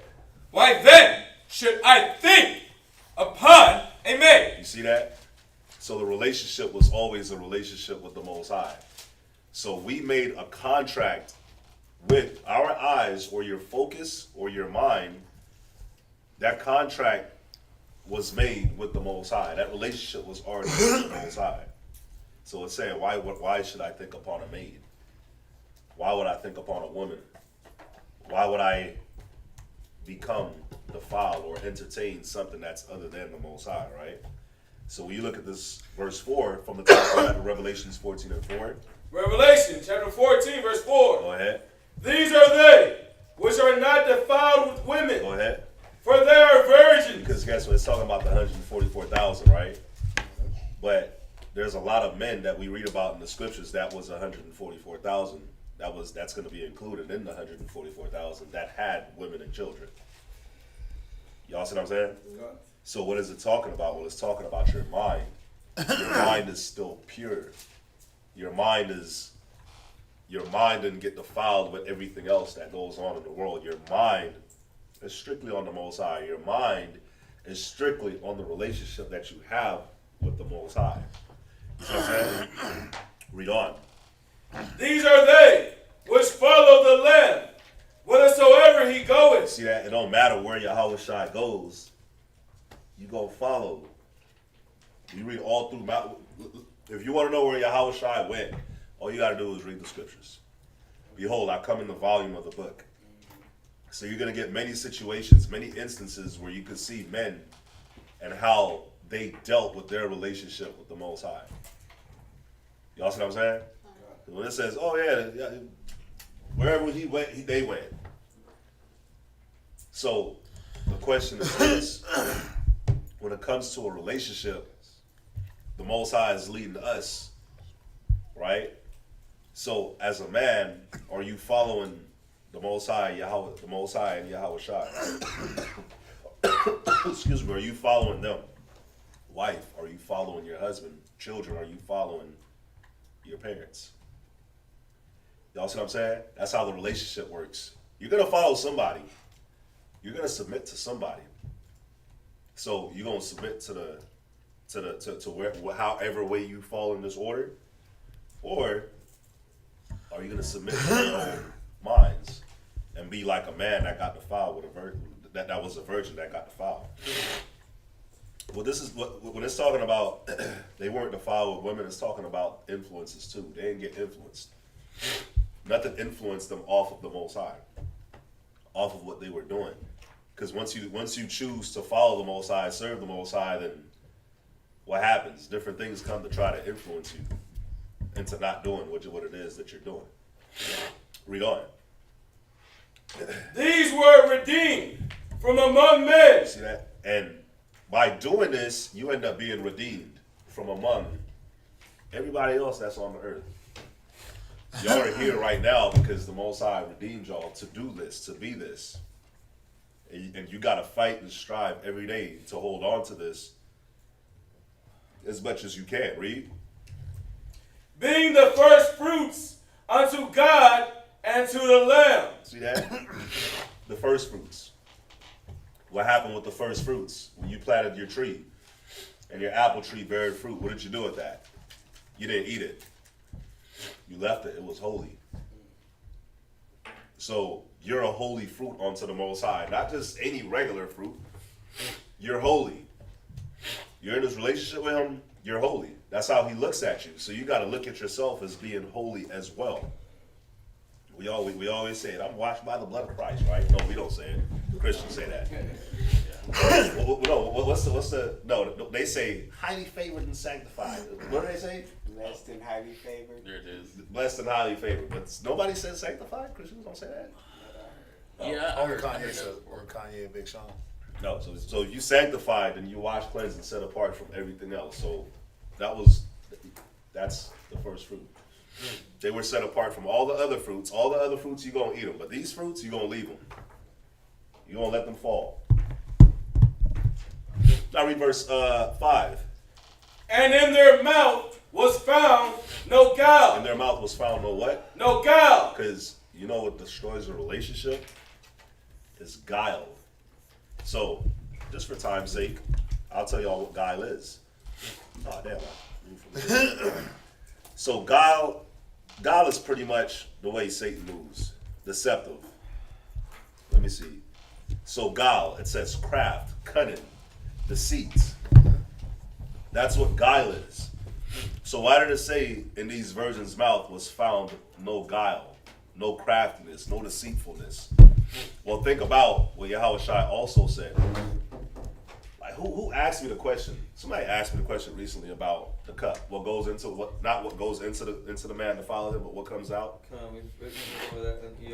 So Yahweh Shai said it's not what goes into the man that defiles him, but what comes out, right? So when it says in their mouth was found no guile, well, what's going on with you? What are you speaking on? Because Yahweh Shai said in that same verse, what comes out of the mouth shows what's in the heart. So if your heart is tainted, if your heart is no longer pure, like a virgin, then your speech, what you're talking about, is going to be filled with guile. It's going to be filled with deceit. So how do you become filled with deceit? Being 144,000, well, the first thing you do is you lie to yourself. Before you deceive anybody else, you deceive yourself. And you don't be real with yourself, thinking that you're good, but you're not. You see what I'm saying? Thinking that you're down or making it seem like you're down for the cause, but in reality, you're not, just like Judas. Like you're doing it, you're moving the way that you're moving, but in reality, you have your own agenda in what it is that you're trying to do. It's no different than Judas, and that is no different than what destroys any relationship. This not just the Most High's relationship, but all relationships. Is because you're not being truthful with the person that you're with, that you're in a relationship with. Because you said you signed up to be a servant, but you're not moving like the servant, right? Remember, the relationship between us and the Most High is contingent on our servitude towards Him, because that's what we signed up for. If you come to serve the Lord, right? Right. So, what is the Most High always? What is He always checking? What is He always making sure that we're doing? Serving Him, right? But then when we're not, that's where the relationship goes bad. A wife, right? Oh, I want to be a wife. I want to get the title of wife, right? And then why does that go bad? Because you thought it was just a title, right? When wife, there's a whole list of duties, right? Helper, stay, right? Think about it. Just think about this. If you were to help, then how can you be in control? But doesn't that see? This is what happens. Your husband ain't gonna just divorce you off of one instance, but guess what? He will develop for you. He'll start to develop a level of. He'll start to treat you with the arm's distance. Right? He'll give you the Heisman Trophy. Oh, the McCall. Right. But not, he won't go to that level yet, right? He won't go to that level, but he'll start to distance himself in a way, and the relationship starts to become uneasy. Why? Because what you said you were supposed to be a wife, a helper, a stay, but you're not helping me. You're adding to the things that need help with. You're adding to you're supposed to be the tower against death, but for some reason I feel like you're bringing death to my front door, right? But I mean, really, right? I mean, just think about it. If a child, I like to go like this because it puts it in better perspective when you're the one that's being looked at. So if a child did the same thing and all of a sudden start treating their parents a certain way or stop being a child, what happens when a child stops being a child? They start wanting to act grown, or they want to get out of a child's place. Then what happens? That relationship has to be refreshed, right? We got to refresh our roles. I'm the parent, you're the child, right? The same thing with the husband. But see, this is the sad part. As a parent, you're not going to start to arm's distance your kid, right? You pull them a little bit closer. You say, "Oh, I got to talk to him more. I got to nourish more. I got to do more teaching moments," right? The husband shouldn't arm distance his rib, but why does he? What? Once again, that wife is resenting the wanting him to pull her closer and talk more. She's resisting those moments. She's like, I don't want to hear that. Yeah. Right? Because it goes for her, that rebellion or that usurping goes further, and it's like, so that he further distances, right? Now he's not and then it's like, well, you're not the loving husband that I signed up to be with, but then you stop being the wife that I signed up to be with. See, does the Most High distance himself from us? Oh, at a point he will. At a point he will distance himself, right? At a point he will. He'll say he'll turn away his face, right? So at a point the Most High starts to distance himself for what? For Satan, for those spirits to start to deal with you and have their way with you, so you can see, oh damn, well, the Most High signed up to do what he was going to do, but he's still doing what he does, right? And nobody wants to, like when there's an order and structure, who wants to go back and forth with the subordinate? Nobody, right? So you got to see how this relationship thing works, and all you got to do is put yourself in the shoes of of the person that's supposed to be leading you, or the thing that's supposed to be the head. Just we could all put ourselves in those shoes, and then understand. See, what does it go back to? Understanding the person, but understanding your role. And did I come up off my role even a little bit? Right? Did I come up off my role, or did I stay in my role? Just think about this concept. Just think about this real quick. Why did grandma? I'm talking about all our grannies. I think all our grannies went through the same thing. We all about the same age in here. Why did grandma? Why was she able to last long with grandpa? 50 years, right? We come from that generation of like grandparents being together forever, right? Yeah. Why though? Whose grandpa in here cheated? My grandpa definitely had like 5 other kids, right? Did he beat her? My grandpa didn't do that. He was too small. Was that even domestic violence? But just deal with the cheating, right? The infidelity. But why did she stick with that? Why? I was gonna say because back then, she understood her role. She understood her role as a wife, and despite what he did, she still had to be that wife. Right. Because her greatest weapon wasn't to combat him. You can never combat a man, right? If you want to deal with husband and wife, like we can never combat the Most High. It says that when we try His power, what happens? We're the ones that get destroyed, right? But a woman can never combat or try to live up to a man what he does. So her greatest weapon was to do what? Just keep being wife, right? Keep being there for him. Keep doing all these different things. And then what did he have to realize about himself? Man, I'm whack. I ain't crap because look how this woman been dealing with me all these years. I hit my grandpa.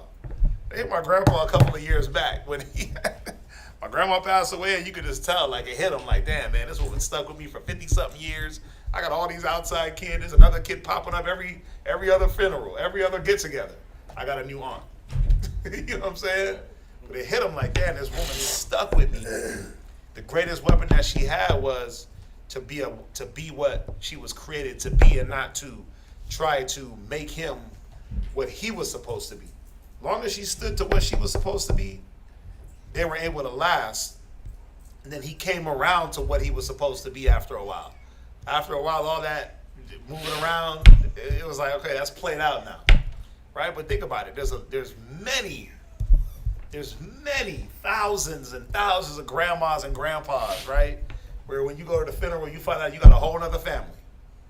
But what made them stick? What made them stick is just like, let's just translate the relationship to us and the Most High.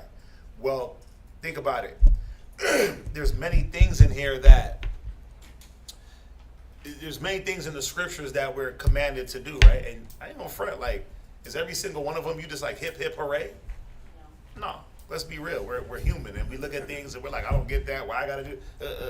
But isn't it the just going through it and sticking with it that gets you further than kicking against the pricks? And that's what we got to understand. That's the relationship. The relationship is sticking with it against all odds, right? No matter how you feel like you're being treated, right? And what's the one thing about the Most High that your grandpa ain't got? One thing about the Most High that sets him apart from granddaddy that was running around and cheating on grandma and doing all that stuff. Well, the Most High ain't gonna cheat on you. The Most High, He said He'll never let you down, right? I know the thoughts I have towards you, thoughts of peace, not of evil, right? See, the thing is, again, misunderstanding the Most High. We think, when things are taken and when things are put and when things are moved and shifted, that it's there to affect. We always go to the negative outlet. It's there to affect me negatively, right? But it's not. It's not. You don't know how to cross the street, so why would I let you go do that? Right? You don't know how to order a house, so why would I just give that to you? You don't know how to be a husband, why would I give that to you? But then we fight for those things, we get it, and then what do? All the mistakes that we don't have to go through because we misunderstand that relationship. We gotta make sure that the role, it don't matter what he's doing, what the hell are you doing? That's what it comes back to in relationships. What are you doing? And how meek, right? Blameless, but how meek, enduring injury without resentment. How meek can you be? Right? How much Moses can you embody? Because they were trying to kill him. Literally, they were plotting to stone him and trying to set him up. And guess what he still did? He still rode for the people. He put himself, he stood in between a plague and the Most High for the people. So how much Moses can you embody? How much meekness can you embody in your role? And that's going to determine how far you go in your role. How far you go in any relationship. Who had their hand up? So what you're asking, or no, what you're explaining and edifying on with the misunderstanding. In Matthew chapter 24, I have a question. In Matthew chapter 24, verse 10 and 12, It's Captain. this is following after it says in Matthew 24, these are the beginning of sorrows. Right. Right. But in Matthew chapter 10, it says, and then shall many be offended and shall betray one another, and shall hate one another. And verse 12 says, and because iniquity shall abound, the love of many shall wax cold. Is that because of the misunderstanding?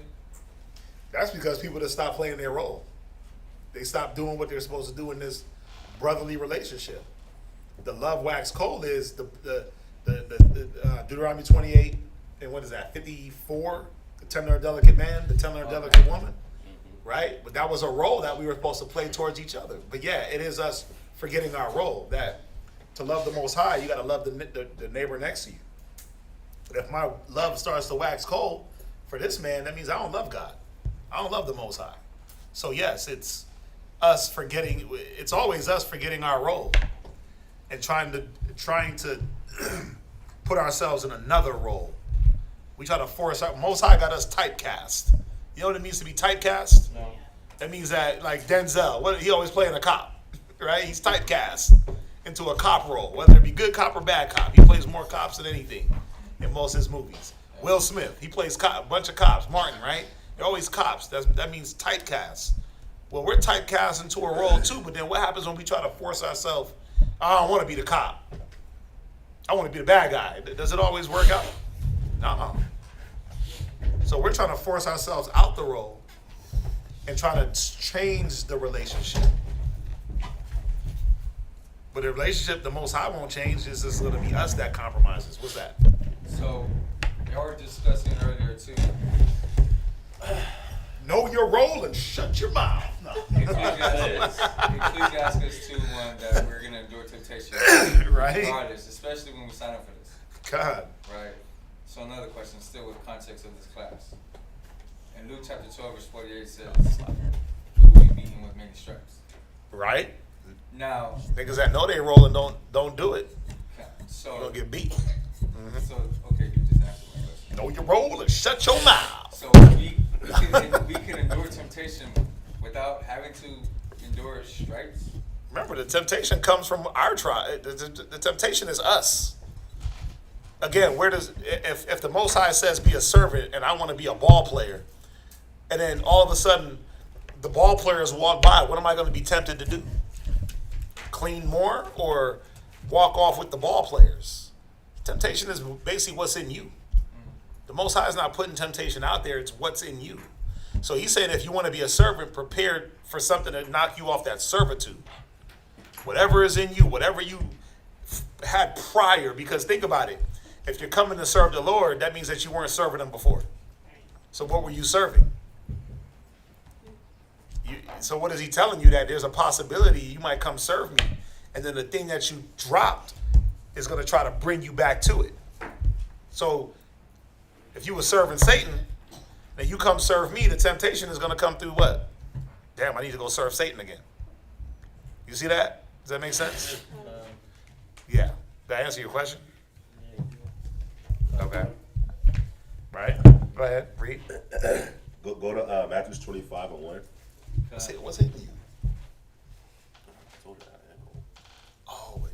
It just started flaring up. Yeah, it's that season.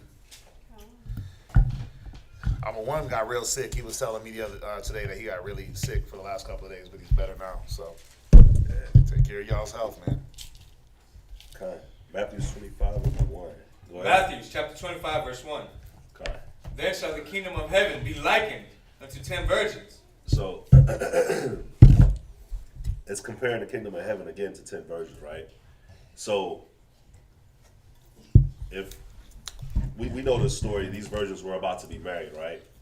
They're about to be in a relationship, right? Check this out. Read on. Which took their lamps Uh-huh. and went forth to meet the bridegroom. So we understand the story. We're gonna jump to verse 7. But y'all understand, it's the one with the 5 wise and the 5 foolish. So we're going to see what made these virgins, or these, it's using virgins, but it's symbolic. It's not just women, it's men. It's men, women, and child that we're dealing with here. You're going to have 5 foolish ones and 5. It's virgin in the sense of not sexuality, but in purity of mind. Yeah, because virgin didn't just mean no sex, it meant unused. So when it said Rebecca was a virgin, and it said Rebecca was a virgin, and she was a young damsel, it meant that she didn't lay with nobody. She was unused, and she never laid with a man. Y'all get that? So the word virgin has more than one. Definitely. I mean, y'all do that. Y'all smart. Y'all know that. Verse 7. Verse 7. Then all those virgins arose and trimmed their lamps. I like this part. I didn't know what this meant until I looked it up. When it said they trimmed their lamps. So back then when you had your lamp, you had your lamp that had, you had your oil in it, you had your wick, so that you could have some light. So when your light started to go dim, you had to trim your light, meaning you had to remove the excess wick out of it, and then that way you actually have more space to add oil, so that it could continue to burn. So when it said they trimmed their wick, all they did was they removed the excess wax out of their lamp. And then when you do that, you actually get like an actual view. You're actually now able to tell how much oil you have in your lamp. Because the wick takes up space. Because the wick will take up the space. So they all trimmed their lamps, right? All 10 of them. Read verse 8. And the foolish said unto the wise, Uh-huh. Give us of your oil, for our lamps are gone out. So when they removed their wicks, they see, oh, damn, we need to add oil. We don't have no oil. But the 5 wise, they brought extra oil. Read on. Let me not jump. Go ahead. But the wise answered, saying, Not so, lest there be not enough for us and you. You see that? Lest there not be enough for us or you. So even if I wanted to give you some, it's still not. There's still a chance that it may not be enough for both of us, and then we all may be screwed. Why? Because you didn't prepare yourself. You see what I'm saying? So now the five that did the 5 foolish is now asking the 5 wise, simply because they didn't prepare themselves. But they'll be putting the 5 that are wise in jeopardy of all of them now being in a bad predicament. Y'all see what I'm saying? Read on. But go ye rather to them that sell and buy for yourselves. Go ahead. And while they went to buy, the bridegroom came, and they that were ready went in with him to the marriage, and the door was shut. And that's it, just like that. So why is this story so dope? Twofold. To show you that this relationship that we're in, we're constantly trying to make sure that we're ready for whatever happens. You see what I'm saying? You're constantly on the lookout for, is my oil gonna burn out? Is my oil clean? Do I have everything I need to keep my oil going? Which, I should say your lamp, right? Because you need the oil for the lamp. What is your lamp? What is a lamp? Light. So that your light, your own personal light, don't go dim. You see what I'm saying? And you could see, you could see it. My little time being in the truth, if somebody's light goes dim, you see it. You see the light just diminishing them. And what is it really? You just see their focus. They're no longer focused on what it is that they're supposed to be focused on. So they don't prepare themselves for anything. Because you're not prepared, you end up getting caught up at the wrong time. You see what I'm saying? Yeah. Go to Deuteronomy 32 and 15. Deuteronomy 32, 15. Deuteronomy chapter 32, verse 15. Read. But Jeshurun But Jeshurun waxed fat and kicked. and this is another aspect that happens in relationships too, is we end up getting comfortable. Lazy. You can't get comfortable with the Most High. You I know? don't get too comfortable. Better not get too comfortable. Don't get too comfortable, man. Comfortability leads to death. It leads to death. You can look at all aspects of your life where things ain't going good. Things ain't usually, if it was going good at first and it's no longer going good, it's simply because you got comfortable. And comfortability brings death. So it says that we waxed, fat, and kicked. Go ahead. Thou art waxed fat. Uh-huh. Thou art grown thick. Uh-huh. Thou art covered with fatness. So we waxed, fat, kicked, got fat, right? And then after that, what do we do? Go ahead.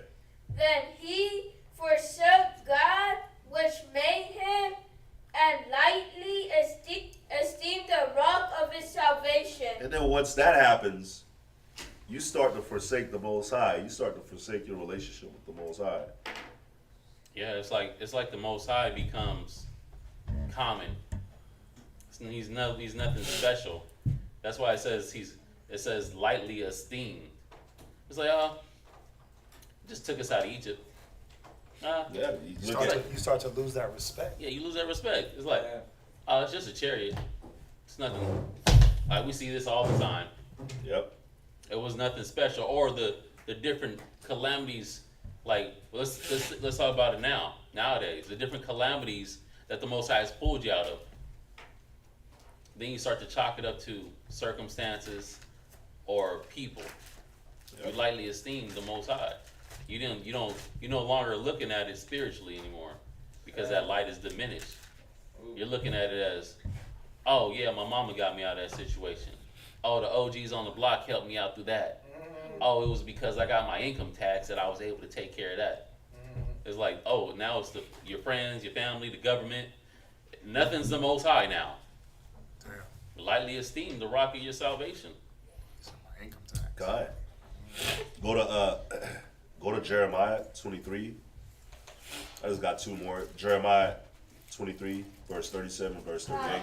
We're going to part 2 of this class. But just for this first part, the first point is, the first point is the fight to stay pure, or the fight, to keep yourself pure in your relationship with the Most High. So where we're at right now is just like in any relationship over time, you start to become neglectful, you start to get comfortable, you start to not care, you start to not be on top of yourself. I remember, I think I've been with my rib now for 10 years. And I remember when we first got together, we was definitely less in weight. I was 50 pounds less than I am now. But now I can look at it like, okay, why am I 50 pounds heavier? Because I got comfortable. Why now there's certain, and that's just the weight side, but after a while you can get comfortable with any relationship that you're in, and you start to lose respect, you start to lose certain things that it is that you used to always do. That love that you had in the beginning to impress somebody, to show somebody that, hey, I'm worth it, that, hey, I love where I'm at right now, that starts to go away because it gets monotonous, and you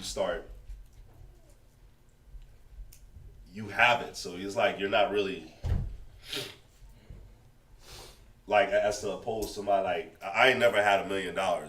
So if I had $1 million, I'm gonna be happy as hell. But a millionaire that's been a millionaire since they were a child, they're not gonna really care. But for me, in the beginning, I'm gonna care a lot, but I could see how over time it could be played out to be rich like that, right? So this part that we're at right now with the Most High is, the scripture says when you first find him, you happy as hell, right? But what happens when the years add up and you're in class? Or you out street speaking, or you out doing flyers? What happens to your service? Your fire can burn out, right? Now, go to Jeremiah 23, verse 37. Jeremiah chapter 23 and verse 27. Verse 37. Verse 37. Go ahead. Thus shalt thou say to the prophet, what hath the Lord answered thee? Go ahead. And what hath the Lord spoken? But since ye say the burden of the Lord. And what can happen is, in serving the Most High, this can become a burden to those that look at it like it's a burden. To those that got comfortable. For those that stop trying to strive and stop trying to be better, stop trying to grow. This becomes a burden unto you. Go ahead. And shall ye mention no more? Read verse 38 from the top. Verse 38 from the top. 38? Yep. Verse 38. But since ye say the burden of the Lord, therefore, thus saith the Lord, because ye say this word, the burden of the Lord, and I have sent unto you, saying, ye shall not say the burden of the Lord. Go ahead. Verse 39. Therefore, behold, even I will utterly forget you. And wouldn't that be like a natural thing? Don't Fantasia got that song? What? Free Yourself. I'm not gonna sing it. My voice is messed up. You don't want me, then don't talk to me. Want me, then don't talk to me. Go ahead and free yourself. Come on, y'all know that song? That Fantasia song. That's a very good song. Because what happens is after a while, you get so comfortable with the person, you don't really care. And it's like, you ain't putting forth that effort no more. And it's like, okay, well, if you don't want me, then just go ahead and free yourself. Just go ahead and leave. Like, it shouldn't have to be a burden for you to talk to me. It shouldn't have to be a burden for you to call me. It shouldn't have to be a burden for you to show me love, because we're in a relationship, correct? So it shouldn't have to be a burden for you to just do naturally what should come with a relationship. That's what she's saying in the song. So it's like, if you don't want this relationship, if you don't want me, then just free yourself, just leave. This is what the Most High is saying right here. That's why he said to you prophets, if this becomes a burden onto you, then listen, I'm gonna just go ahead and forget you. You see that? Even I will utterly forget you. Go ahead. And I will forsake you. Go ahead. And the city that I gave you and your fathers, and cast you out of my presence. Go ahead. And I will bring an everlasting reproach upon you, and a perpetual shame, which shall not be forgotten. Which shall not be what? Forgotten. And that's what happened to our whole nation. That's what happened to our whole nation. But I like it. Yeah. I like this because it's real and it's true. This is what can happen to you after years and years of being in this truth. If you continue, if you don't keep striving, if you get comfortable in where you're at and not try to ascend, then eventually the Most High is like, well, you don't really want me. You don't really want me, so look, I'm gonna just let you do your things. I'm gonna give you onto what it is that you really want. Because if you really wanted me, then you'll be doing the things that's necessary to keep me. You see what I'm saying? Last scripture, Revelations 10 and 9. And then we're going to answer this one question that Damien got. Revelations 10 and 9. Revelation chapter 10, verse 9. Uh-huh. And I went unto the angel and said unto him, Uh-huh. give me the little book. But, again, we're going to part 2 this class, but I want to remind every brother and every sister about their relationship with the Most High. We asked for this we accepted the relationship, right? We wanted the book. We wanted to understand it. We ate this book up. Read. And he said unto me. Go ahead. Take it and eat it up. Go ahead. And it shall make thy belly bitter. But it shall be in thy mouth sweet as honey. Just like if you ask for anything, you see it and you're like, damn, I want that. You see it, so you're like, man, this is what I want. And it's sweet when you first get it, but then the maintenance of it can be bitter. Yeah. It can be bitter. You get that car you wanted, it's all fine and dandy until year 4 in that car note. Ugh. No, I'm sorry, year 2 in that car note. Year 1 in that car note. Year 1. And you like, damn, only, and then Credit Karma's like, you only have 20% of your loan paid off. And you're like, oh, wow. Only? God, 20%. you feel like you've been paying on this car forever. The check engine light coming on, and it's like, You had 100,000 God damn, miles. You had 100,000 miles. I'm not even halfway done. Right. But it's true. But what happens? The new car smell is faded. I'm dealing with now. Smell like I'm dealing Wendy's. with that now on the Jeep. Smell like a bunch of Whataburger and all the in and outs. You try to make the car look better. Nope. You try to go buy some paint. Try to paint it yourself. Nope. Bro, I was doing a good job till you came and gave your expertise. Dang. You don't remember, bro? You don't remember that night when it was me, you, and Charlemagne came, and you was like, "Why are you doing it like that?" And I was like, "I'm doing it like that so it could look neat." And you was like, "You don't have to do it." And I, being a humble servant that I am, decided to listen to him. It's like painting the school and not putting tape around the windows. The paint is gonna catch the windows, right? And it's not gonna be a straight line. That's what he told me He to was not like do. spraying black on black paint on black tires. I was not spraying on the tire. I was spraying on the rim. Okay. Now y'all wonder why the Jeep look like that. Oh, hell no. Wow. You want to blame me for the whole Jeep? For all the dings and dents? That's all me. God. Alright. Cold part is when you riding, you just feel like you look good. Not realizing that people's like, why it look like that? Why is the paint chipping on the wheels? Why it look like that? Quantazab did that. Anyways, it's sweet in your mouth, but once it hits your belly, it becomes bitter, right? Read verse 10 and 11, and that's it. And I Don't took answer the question. Go ahead. And I took the little book out of the angel's hand and ate it up. The And angel it didn't was- force it down your mouth. You ate it. Go ahead.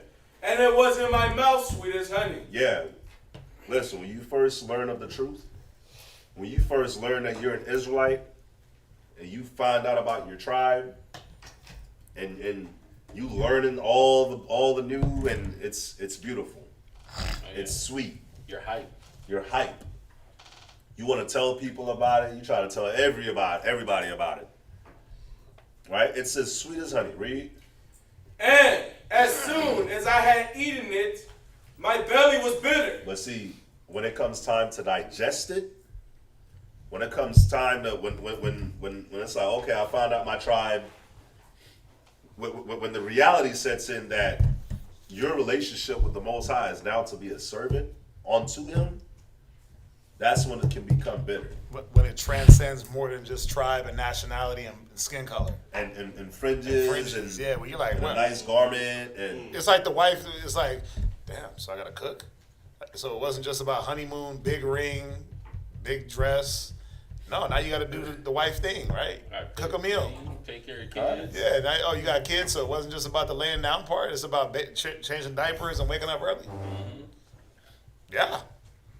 Yeah. The reality sets in, the real duty sets in, and that's the bitterness. Verse 11. And he said unto me, Uh-huh. Thou must prophesy again before many people and nations and tongues and kings. And look, here's your job that you got to go and do. While you're bitter. While it feels bitter in certain aspects, I could say, because for me, I don't feel bitter. There's certain aspects where, yeah, certain things, like, it's not a bitterness. You know what it is? It's a, you know, like when you're coming to the school and that train hits, and you like, God damn it, man, I got caught by this train. It's an obstacle. That's another Or word I'm using. undesired, I don't know. There's another word I'm using. I can't think of the word. It's an inconvenience sometimes. Inconvenience, right. That's what the bitterness is sometimes, an inconvenience. Oh, you want to do something, you had everything planned out to go and do this, right? But then, for the sake of unity, you may be inconvenienced. For the sake of a brother, for the sake of a sister, you may deal with some inconvenience, right? For the sake of whatever it is that you have planned to do, you got to deal. That's what the bitterness is. It ain't nothing. Yeah. But that's it for the class. We're gonna part 2 of the class. There's obviously a lot more. We got 1 point of it. So for the question for. Yeah, real quick. So the question is, I want to ask one question. Why did God kill Ezekiel's wife? I mean, why not? Why did he make Hosea marry whores? Marry a whore? Why did he make Isaiah eat dung cakes? Well, the killing of Ezekiel's wife was to show Israel that the things that they held dear was going to be taken away. Right? So just go there. Let's just read it real quick. It's real easy. It tells you right in the next verse. Go to Ezekiel 24 and 15 real quick. Most High always dealt with symbolism, and he put the prophets through the thing before, especially in this time. He put Jeremiah, he put Ezekiel, Isaiah, Hosea. He put the prophets through it to symbolize what the people were about, or he put them through it to show them what they were going to have to go through and to prepare. So read that real quick. Ezekiel chapter 24, verse 14. Right? I, the Most High, have spoken it. It shall come to pass. 24 and verse 15. 15. Slot. Also the word of the Lord came unto me, saying, Son of man, Right? behold, Right? I take away from thee the desire of thine eyes with a stroke. Right, because he was showing Ezekiel the thing that you desire, the thing that you hold dear, I can take it. What did Israel hold dear at this time? Their children, themselves, right? They weren't holding the Most High. Like we just went through this whole relationship. They had the relationship between them and the Most High all the way jacked up. They put their children first, they put themselves first, their husbands, their wives. They made everything else a god over them. Go ahead. Yet neither shalt thou mourn nor weep. Right, so he told him, I'm gonna take the thing that's dear to you, but you're not gonna mourn, you're not gonna weep. Go ahead. Neither shall thy tears run down. You're not even gonna cry. Read. Forbear to cry. Right? Make no mourning for the dead. Yeah, you're not gonna mourn, right? Because what was it about Israel? Well, we wanted to put everything above the Most High and then cry and weep and mourn when he took it. So you're not gonna. It's like Aaron. Remember Aaron? Most High roasted his sons on the spot. He said, don't even shed a tear for these dudes. Don't even uncover your head for these cats. Because why? I'm not gonna let you mourn for wickedness or for wicked doings, right? Go ahead. Now I'm not saying that Ezekiel's wife was wicked, but the Most High was symbolically showing the people through Ezekiel what he was going to do to them. Go ahead. Bind the tire. Go ahead. Of thine head. Right. Upon thee. Right. He said, don't even uncover your head. Keep all that on. Go ahead. And put on thy shoes upon thy feet. Go ahead. And cover not thy lips. Right. And eat not the bread of men. Go ahead. So I spake unto the people in the morning. So now Ezekiel goes out to the people. Go ahead. And at even my wife died. Right. And I did in the morning as I was commanded. So he did what was commanded. Read on. And the people said unto me, Wilt thou not tell us what these things are to us? Right. Go ahead. That thou doest so. Right. Then I answered. So what does this mean to us is what they're asking. You're doing this, but what does that have to do with us? Now he's going to tell them. Go ahead. Then I answered them. The word of the Lord came unto me, saying, Speak unto the house of Israel. Right. Thus saith the Most High God. Go ahead. Behold, I will profane my sanctuary. Is not Israel a wife to the Most High?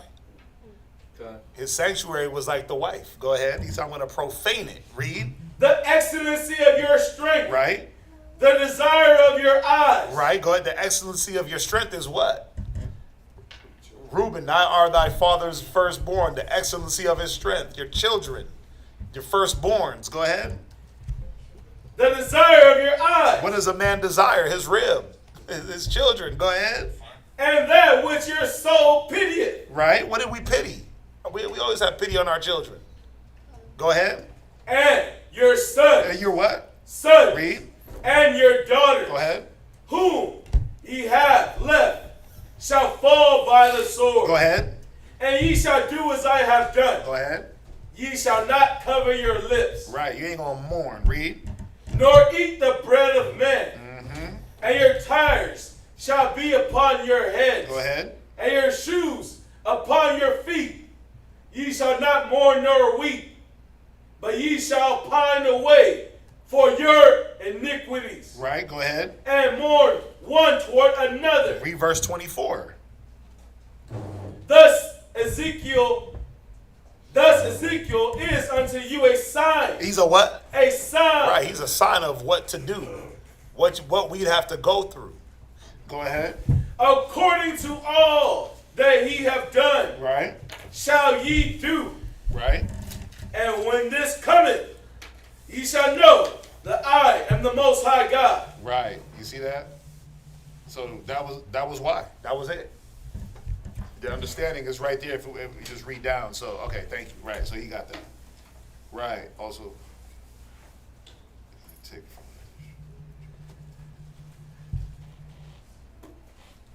read 25.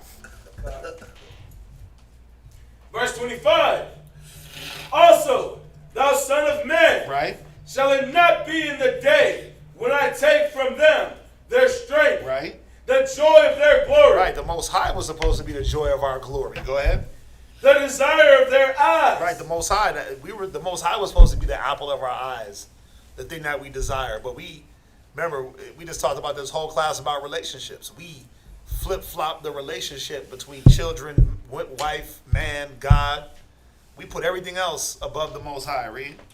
And that whereupon they set their mind. What they're what? Set their mind. The Most High said the law was supposed to be frontlets in our eyes.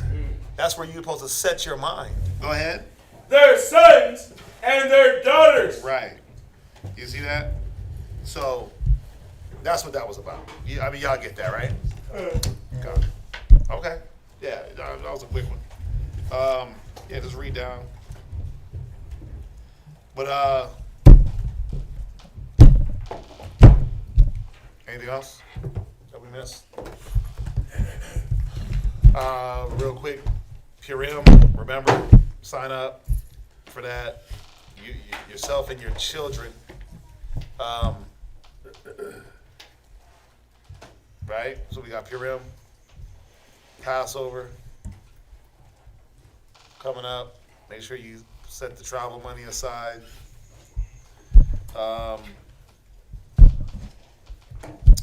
What else?